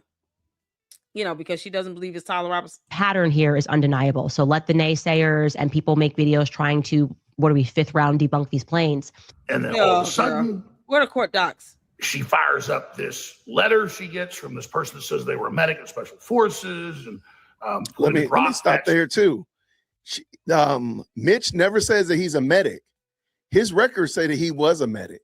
He said he's some kind of sensor guy that found that deep tunnel that the drug cartels were using. He didn't say he was a medic, but his record does say that he was a medic, a retired medic, and that he was in the military longer than he said he was. But I digress. So again, there's just another instance where Candace makes these theories, and once they start dying down, a brand new theory comes up, a brand new email comes, something gets sent to her that takes her in a whole new direction. Let's go. True, but he was also the witness protection program and stalked and had all this family violence against him. But Grok says it's the other way around, and that no evidence of him in witness protection. And in the years he says he's in witness protection, he's out on paid trips to Cancun because of his medical disability. I mean, just looking at him and listening to him makes the hair on the back of my neck stand up. And then his story of he's in Arizona the day before Charlie Kirk's killed, and he just decides to go to a military base, a restricted one, to see if they've got any files on him. And he gets there and has this whole story. It's directed to this building, and there's all these officers, and he thinks he sees the head of TPUSA security, but he wasn't sure then. It was later when he saw him on Sean Ryan. And then now he goes on Candace and suddenly says, I also saw, he's 99% sure, Erica Kirk. You saw Erica. That person matches who I saw at Fort Huachuca in the lobby the night before. And she was with that man in the lobby. And that man, he was present at that meeting the next morning. If you had to put it at a percentage that you saw that the girl in the ponytail matches the description of Erica Kirk, what percentage would you put that at? Those are really rare eyes. Rare eyes. That's 95. I'm sorry. What color is his eyes again and hair? What was he wearing the day he was there? Because Candace, you didn't put that in your imaginary report. You thought you could just type up. You didn't put down anything that could identify him because of reasons. That would be on the actual authentic police report. Where are the court documents? She says she will post up on her website. Has anyone seen those? Because I'm on her website and I can't find any court documents she said she will post up about this fool. Anybody see anything on her website with court documents or a link or something? Please email it to me or just, give me a heads up because I can't find anything on her website. She said she was posting up court documents. I don't care about them Egyptian planes because they're irrelevant to who shot Charlie Kirk. But she said court documents was supposed to be on her website. I want to see that. If y'all see it, let me know. 99%. So I said, all right, let me go look at this. And Candace again is saying 99% she's sure. seen the metadata. It's ironclad. She's just not sure if he really saw Erica Kirk. Oh, God. Just like with the planes, it just goes from the Israelis to the Egyptians to the French to the U.S. military. And so before I get into the latest story of the military base and all of this, and somehow involved in killing Kirk, and just asking questions, just remember, I came out 4 or 5 days ago, and then so did others, with the flight logs, with the data, and said to Candace, please respond to this. And she didn't come out and say it wasn't true. So her ironclad information on that, well, wasn't that. But now we move right on to a new controversy. And I was talking to TPUSA the days before they were meeting in Nashville. And I said, either she's being paid by some bad groups to stabilize the Republican Party, which I don't think it is. I think she really believes what she's saying. Or she's had some type of mental breakdown, psychosis. Candace don't believe that she's saying. Or she just really believes all of this, but I think is somehow still delusional. Because I could go through dozens of the things she's put out and debunk each one. So where is she now on the planes? She lying. And the ironclad data and all of that. And there's so many other examples of this that we could drill into here. So Candace, I really genuinely care about you. And I really genuinely want to just ask you a question. Have you seen the videos of Mr. Snow? Yeah, you know what's so crazy? Her response to Alex Jones was like, oh no, he's another one. This is crazy. It's like, here's another one that's sitting here. It's like she gets mad when people disagree with her. That's her response to this. Candace believes these lies. Like she doesn't believe what she's saying, but she knows she's lying. She knows it. That's why she's sitting here trying to type up stuff after the fact. She's trying to sit here to show evidence, to pass it off as evidence after she's already discussed it when it should be shown while she's talking about it. She can't explain why he took a selfie, but he could pull out his phone to take a photo of Erica Kirk on a military base. Or why some random congressman for Nevada, who represents Nevada, would be involved in anything concerning this, but not the congressman for, the state of Utah, where the school is, or Arizona, where TPUSA headquarters is. No, Nevada, just a random state. He might as well be a representative from Colorado. It wouldn't even matter. It's just so dumb. And these people can easily gather all these videos and file a lawsuit, because we listen to Nicholas Brooks for a reason. Even just as defamation per se. You're accusing these people of being somewhere where you can't prove they were. And then you're trying to say they're involved in some murder plot, some meeting to assassinate one civilian. But that conversation is happening in some secret building on a military base known for intelligence. And somehow the Egyptian planes doesn't even fit into that dumbass lie. She knows she's lying. Because if Candace truly believed it, she wouldn't feel like she would have to type up some fraudulent document in Microsoft Word that's supposed to be coming from an actual police report, a military police report. She would just post up the military police report. Nope. Simple question she should have asked him, like, why are you, using driver's license, not your military ID? Oh, that's right, because you claim you changed your name. Why does it say Michael Snow on that and not Mitchell Snow? Oh, okay. Because reasons. Like it's just the dumbest stuff. She's just going with it as she comes along, as it goes along, as this stupid narrative and this story just goes along. She just makes stuff up. That's why she can easily switch like this. Because she knows she's making it all up. I mean, have you seen him on podcasts? I don't care. Talking about how his wife built a prison for him in the garage and then attacked him and broke both his thumbs and pulled his arm out of socket and mauled their son with a big dog twice. Oh, God. And then the police were outside and wouldn't help him, and they're all part of a conspiracy, and he's in a witness protection program. I mean, if I was just walking down the street and saw somebody talking like this, I'd say that's schizophrenic. And you look at his face, and then you look at the other videos out there of this guy. Okay? But people go, well, he was special forces. Supposedly, maybe, if it's even the right name from Grok. Okay. I know a lot of people were in the military that crack up and go nuts. In fact, a larger percentage. Anybody that's been around a lot of vets, they're great people, but they have a higher percentage of serious mental breakdowns and suicide, you name it. Lures me to the garage that she pre-set up to be like a little prison. She broke the garage doors. Hoarded stuff was stacked against the windows and the other doors. And he's saying this story like he's bored. He's not. There's no emotion in this at all.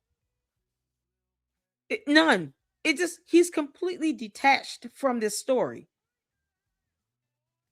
And the way they're invoking, empathy and sympathy and people's emotions, trying to get people caught up in their feelings, is by putting up this photo of this child.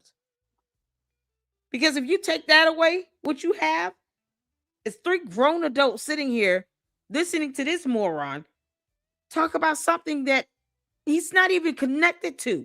He has no emotional connection to this. And he claims that he's in hiding. He's in hiding, though? Is he in hiding? Put a photo of him and his child up? Because no one needed to know how his son looked. He never needed to post up a photo of this child. But he's supposed to be in hiding. No, she lured me in there and attacked me. Hit me with a hammer and bored. Break my thumbs, my feet. Yeah, these kids are gonna resent him. Eventually, I was hearing my son cry. I was worried about him, having her maul him with the dogs again. And she had done that multiple times. He had been hurt really bad. So when I heard him crying, I used the hammer to go ahead and break the door handle, pulled on my arm while I was holding the phone, dislocated my arm. That's actually one of the surgeries. And I'm still recovering from getting surgeries from it. I saw there was already cops there. They were sitting on the corner at DeMoss Road and Van Giesen out there, Benton City, not far from our house, like 400 feet from our house. I could see them. And they weren't coming over. They were just sitting out there outside of their cars talking and chatting with each other. And needless to say, okay, you say you've seen the metadata on Mr. Snow. What's the metadata that he went? Right, exactly. Because where's the security camera footage from all over that military base? Because there are cameras all over the military base recording in real time with date and timestamps. Why is any description of him in that police report omitted from what she typed up? Because when you tell the truth, you're incorporating documentation and facts. Facts that people have to see supported with evidence. Because you can't just call your opinion a fact. That's not how that works. You know, Candace is an alien and all, but you know, she will never care about evidence. But when you're seeking truth, you're seeking factual information to go along with that. I don't give a damn what she claims to be. What she is not is an investigator or a journalist. You can ask questions until kingdom come, but when you make affirmative allegations and you don't have any evidence, you're just lying. And if it's hurting someone's credibility and reputation, you're being defamatory.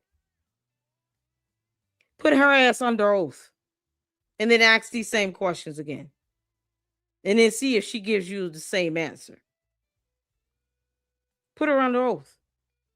To a military base and got thrown off. Let her face the penalty of perjury. And so now that means this is all true. There you go. Can we see that metadata? What's the magic metadata? Can we see that information? And then again, he doesn't recognize while he's there the head of TBUSA security. Police report. It's after he sees him on Sean Ryan's show. And they're gonna get all of these leaks continuing on and on and on and on and on and on. And then TBUSA has the flight logs of the people you're talking about in the air and in different parts of the country while this is all going on. And I was told that they were getting together all of this proof. I've gone and researched myself to go show you at that 4.5 hour meeting. I'm not talking about the FBI. She could be put on her oath and deposed from a civil lawsuit. You know, like she will be under the Macron lawsuit. That's if she doesn't try to settle her way out of that first. Just like she won't go over the actual motion to dismiss. But she told all of her people, you know, I don't want this case dismissed. But then files a motion to dismiss and then continues to file another motion to dismiss. I don't care if you all believe everything she says. Put her ass on the oath and give her the penalty for perjury and then see what she says. Meantime, you're recorded on these military bases. Where's the camera footage? Because if she wanted to get that, she could. Oh, she could. Just like that police report. That's a FOIA request. That's public information. When someone is going to assassinate someone political at this level, it is extremely compartmentalized and it is on a need-to-know basis. Exactly. And you don't have big, giant public meetings on basis by public, a whole bunch of military and a whole bunch of people, and they call in Erica Kirk and they call in the head of security, and they're all there in these big, giant powwows doing all this. Plus, it's Charlie Kirk helping get Trump elected, getting millions of people signed up to vote. You know, Trump has to be innocent until proven guilty. I don't believe anything. I believe documentation such as this. This is the military police report used in the Army. Where is this at? This is public information. I'm sorry. Can any of the KDS cult members produce any of this evidence? Or why aren't you asking Candace to produce it? That's a good question. Hey, Candace, do you mind just posting up the military police report? Why are you typing that thing up? Where is this at? What was he wearing that day he was there on the military base? None of these identifiers you see on this in her little whatever she typed up and then took a photo of, a screenshot of, and then posted it up as an image. What's this actual report that is public information from a FOIA request? Because you can get it FOIA'd because it's public information. Now, I believe tangible evidence. I don't believe anything. I will not allow an alien who's crash landed on our planet, because that's what Candace Owens says she is, to sit here and just tell me anything. I don't owe her that benefit of the doubt. I don't have to believe anything she says. Absolutely not. She does not pay my bills either. So I owe her nothing. Where is this? Along with the camera footage. They don't ask her these questions at all. Free speech works both ways as well. But they don't ask her anything like that. They don't ask her for the evidence. But we're not even Not talking that about they the would left believe that it if wanted she him showed dead, it. the left that celebrated his death. And you Can't got make Cash this up. Patel, I've confirmed with people in the White House when this happened, yelling at Tulsi Gabbard whenever she had the intelligence of domestic groups being involved, the 10 trannies in the days before saying he'll be dead when he comes here in a few days, and the day before saying he'll be dead tomorrow, and then that day he's killed. See, we told you. Or the guy down front saying I'm shot him, and he says I did it so the shooter can get away. And then Tyler Robinson saying he did it and wearing his trans flag tie and looking so damn evil and satisfied in court, that made it so much more clear that my gut that he's involved may have had help. But obviously he had people that were aware of it beforehand. Real quick, I'm just saying. I can't believe this. The biggest conspiracy theorist to ever lose a big ass lawsuit, by the way, because he lost his lawsuit. $1 billion? Like he had to pay one of the biggest judgments from a lawsuit because of his stupid conspiracy theories. Is sitting here saying Candace Owens needs help.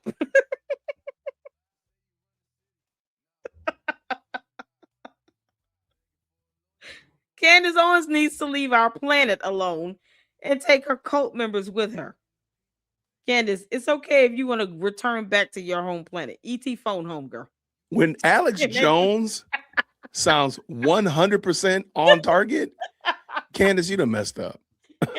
Usually Alex Jones sounds wackadoodle, but he is right on. He is on this bone. He is not. Lord. He is on it. Shout out to Alex Jones. Shout out. Once again, So put I her could ass just go on on her and on own. and on with this, but you need to come to grips my with the God. fact that 1.4 billion. Erica, There you go. Kirk, and all these people at TPUSA are real human beings, and they have lives. Lord. And just because Erica Kirk's got her act together and looks good Sorry. and gave great speeches after her husband was killed does not mean that it's fake.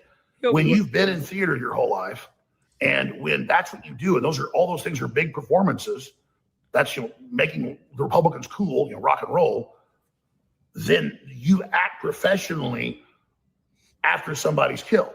In fact, I would expect someone with her whole background in theater and the rest of it to do that. But just watching Mr. Snow makes my skin crawl. It and does. He comes off, in my personal opinion, as a very uncredible person. A fraud. Shout out to Alex Jones. Somebody says he's gonna blame Bigfoot next. Yo, tell me. I mean, what do y'all think? Let me ask a question. Do you think Alex Jones sounds like he is on point? Yeah, I don't like that guy. I mean, the fact that, first of all, when Candace said that he had been in, isolation, he is not letting people know about him, blah, blah, blah. But this dude has been on podcasts. You even saw the one right there. That was back in April. And he's been on other ones since He's before been on all that. these other shows. So, I mean, other ones before that. Why? Posting up photos of him and a minor child. What research did Candace do? None. How does she know that what this man is saying is true? I got to know. She doesn't care. I really want to know.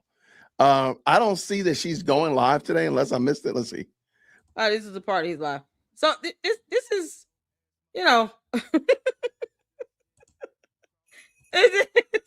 this is where we are. Once again, she has a huge theory. I don't, like I said, I'm going to say this again to the Candace cult members and bots of bots. You come into my chat at your own peril. I don't care if you believe everything she says. I don't care. I don't care what you think or feel or believe or anything when it comes to that. Why not just ask her to show evidence? It's that simple. When you don't show that you have a spine to say, can you post up this police report?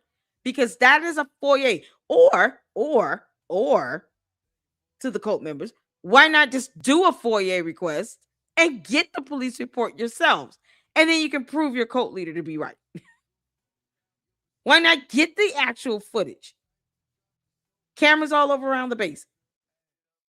You want to see if some congressman was in the halls of Congress on a specific date and time? Cameras all over the halls of Congress. Cameras everywhere. It is recording.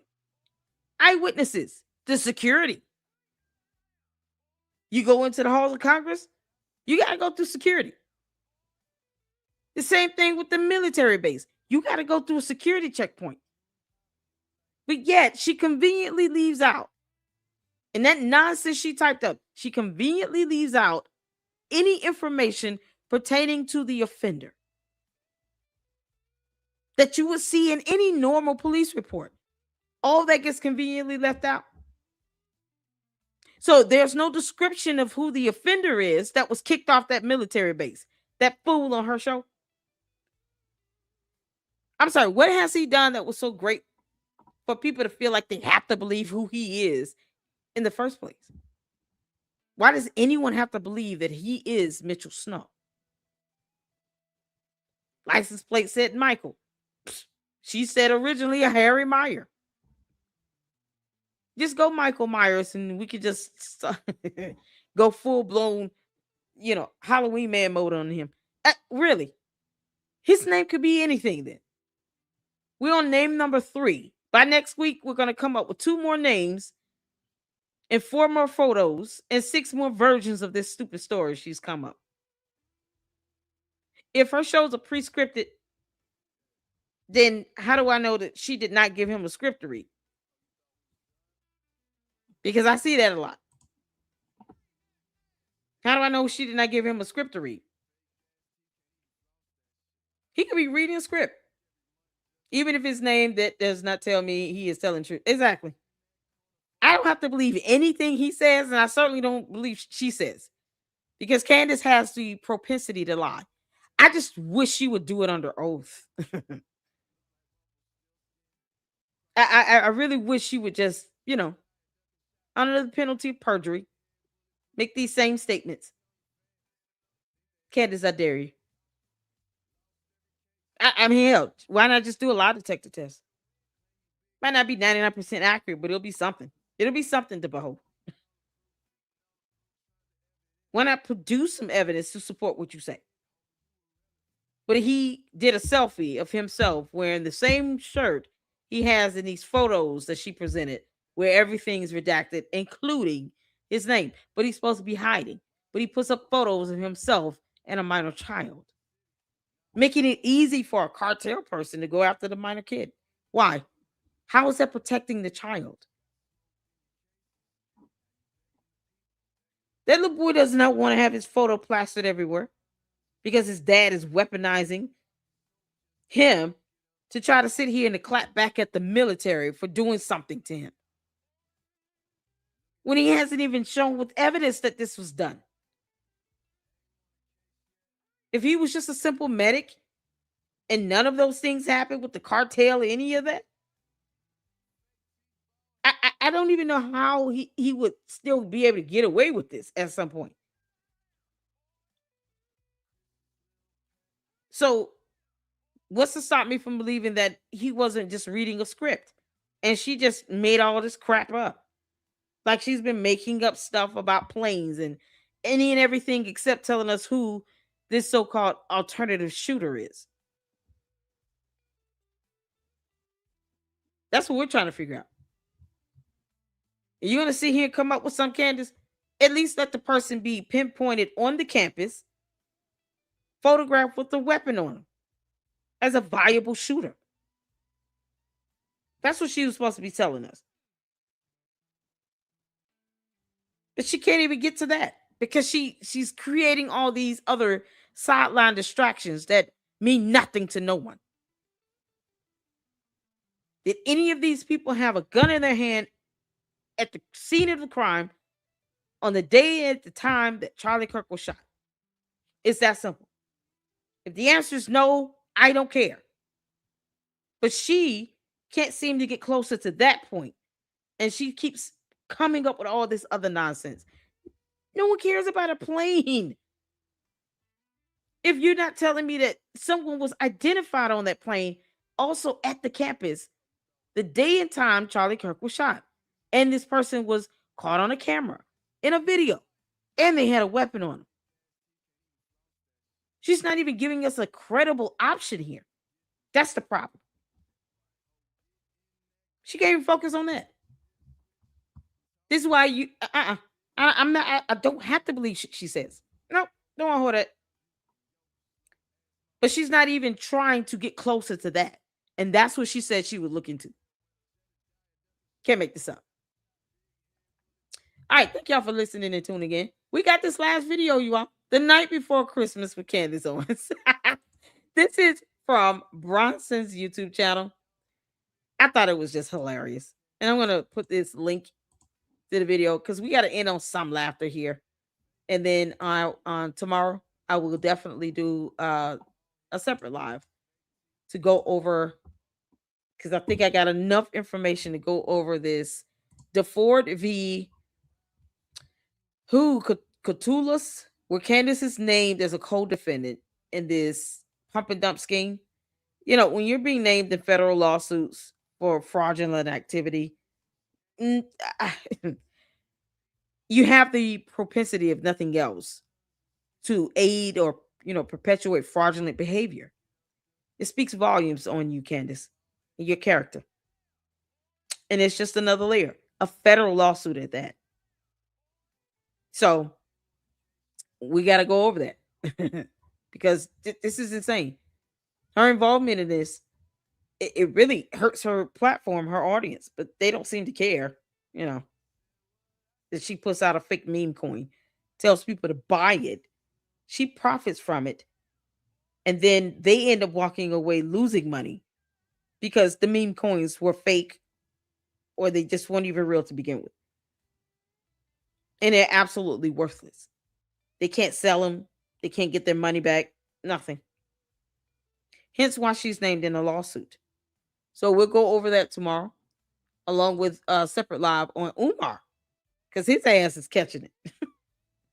Boy, these fraudulent scheming scammers and con artists and lying asses,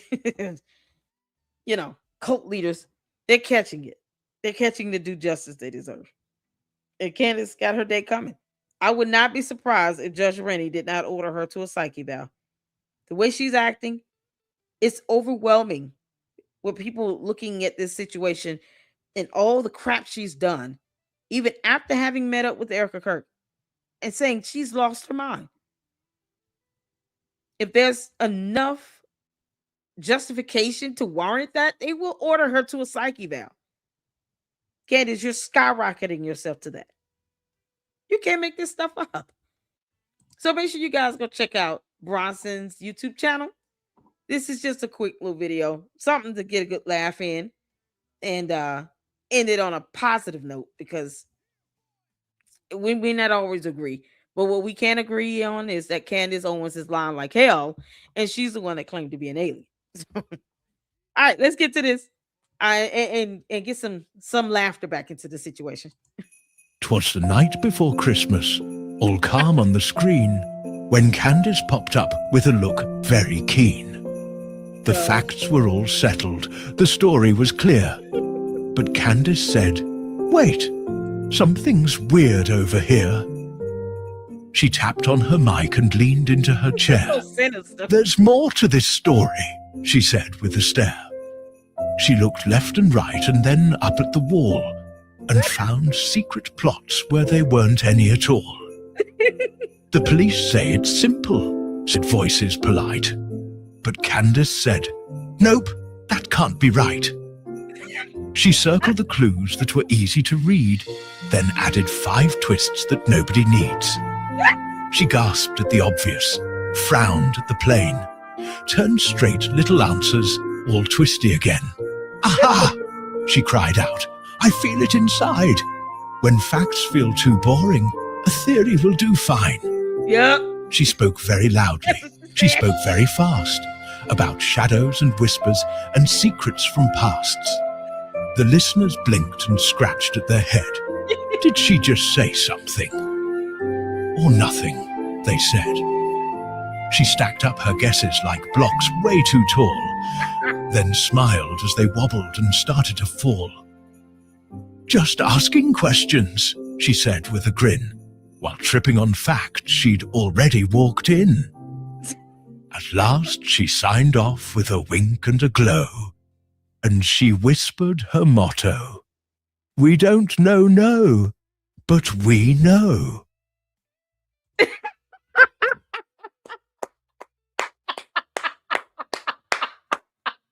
Because we don't know what we know, and Candace don't know no good. You can't make this. That's so crazy. Oh my dear Lord. You can't make this up. Oh my God. Y'all see that sinister smile? That's scary as hell. What the heck is going on? Oh no. Oh, that was scary. That's spot on, y'all. Candace, girl, you looking like Evil Lynn, straight out of a fairy tale book that crash landed on our planet. Thank y'all so much for tuning in. We're going 3 hours in. Y'all, this is something else. Okay. And listen, I'm gonna look up try to find any court documents on a petition for a name change, which Miss Snow, I will do my due diligence with that. No reply. So shout out to you. And we don't always have to agree on everything. I think the guy is somebody completely different, and he's just so happen to look like a Mitch Snow. That's my thoughts on that. But I'm not saying Mitch Snow isn't real. I just don't think it's the fool that was on that show. But I get if people disagree. It's okay. You see, we're not gonna melt. We disagree. This isn't a cult. I welcome new ideas and different ideas. But what I'm not gonna do is entertain foolishness and someone expecting me to prove Candace right. We're not doing that. The audacity of her arrogance to think people supposed to do that. Child, please. No, we don't. We owe her nothing. So I appreciate you all for tuning in. Shout out to all of you all. Shout out to my mods, to the members, supporters, and to everyone. I appreciate you all. I hope you guys enjoyed your Christmas. New Year's is coming up, and I definitely will be live New Year's Eve, New Year's Day, as usual. And I appreciate you guys hitting that like button on the way out. And I will see you all tomorrow. So until then, Lady Luck Club out. Deuces.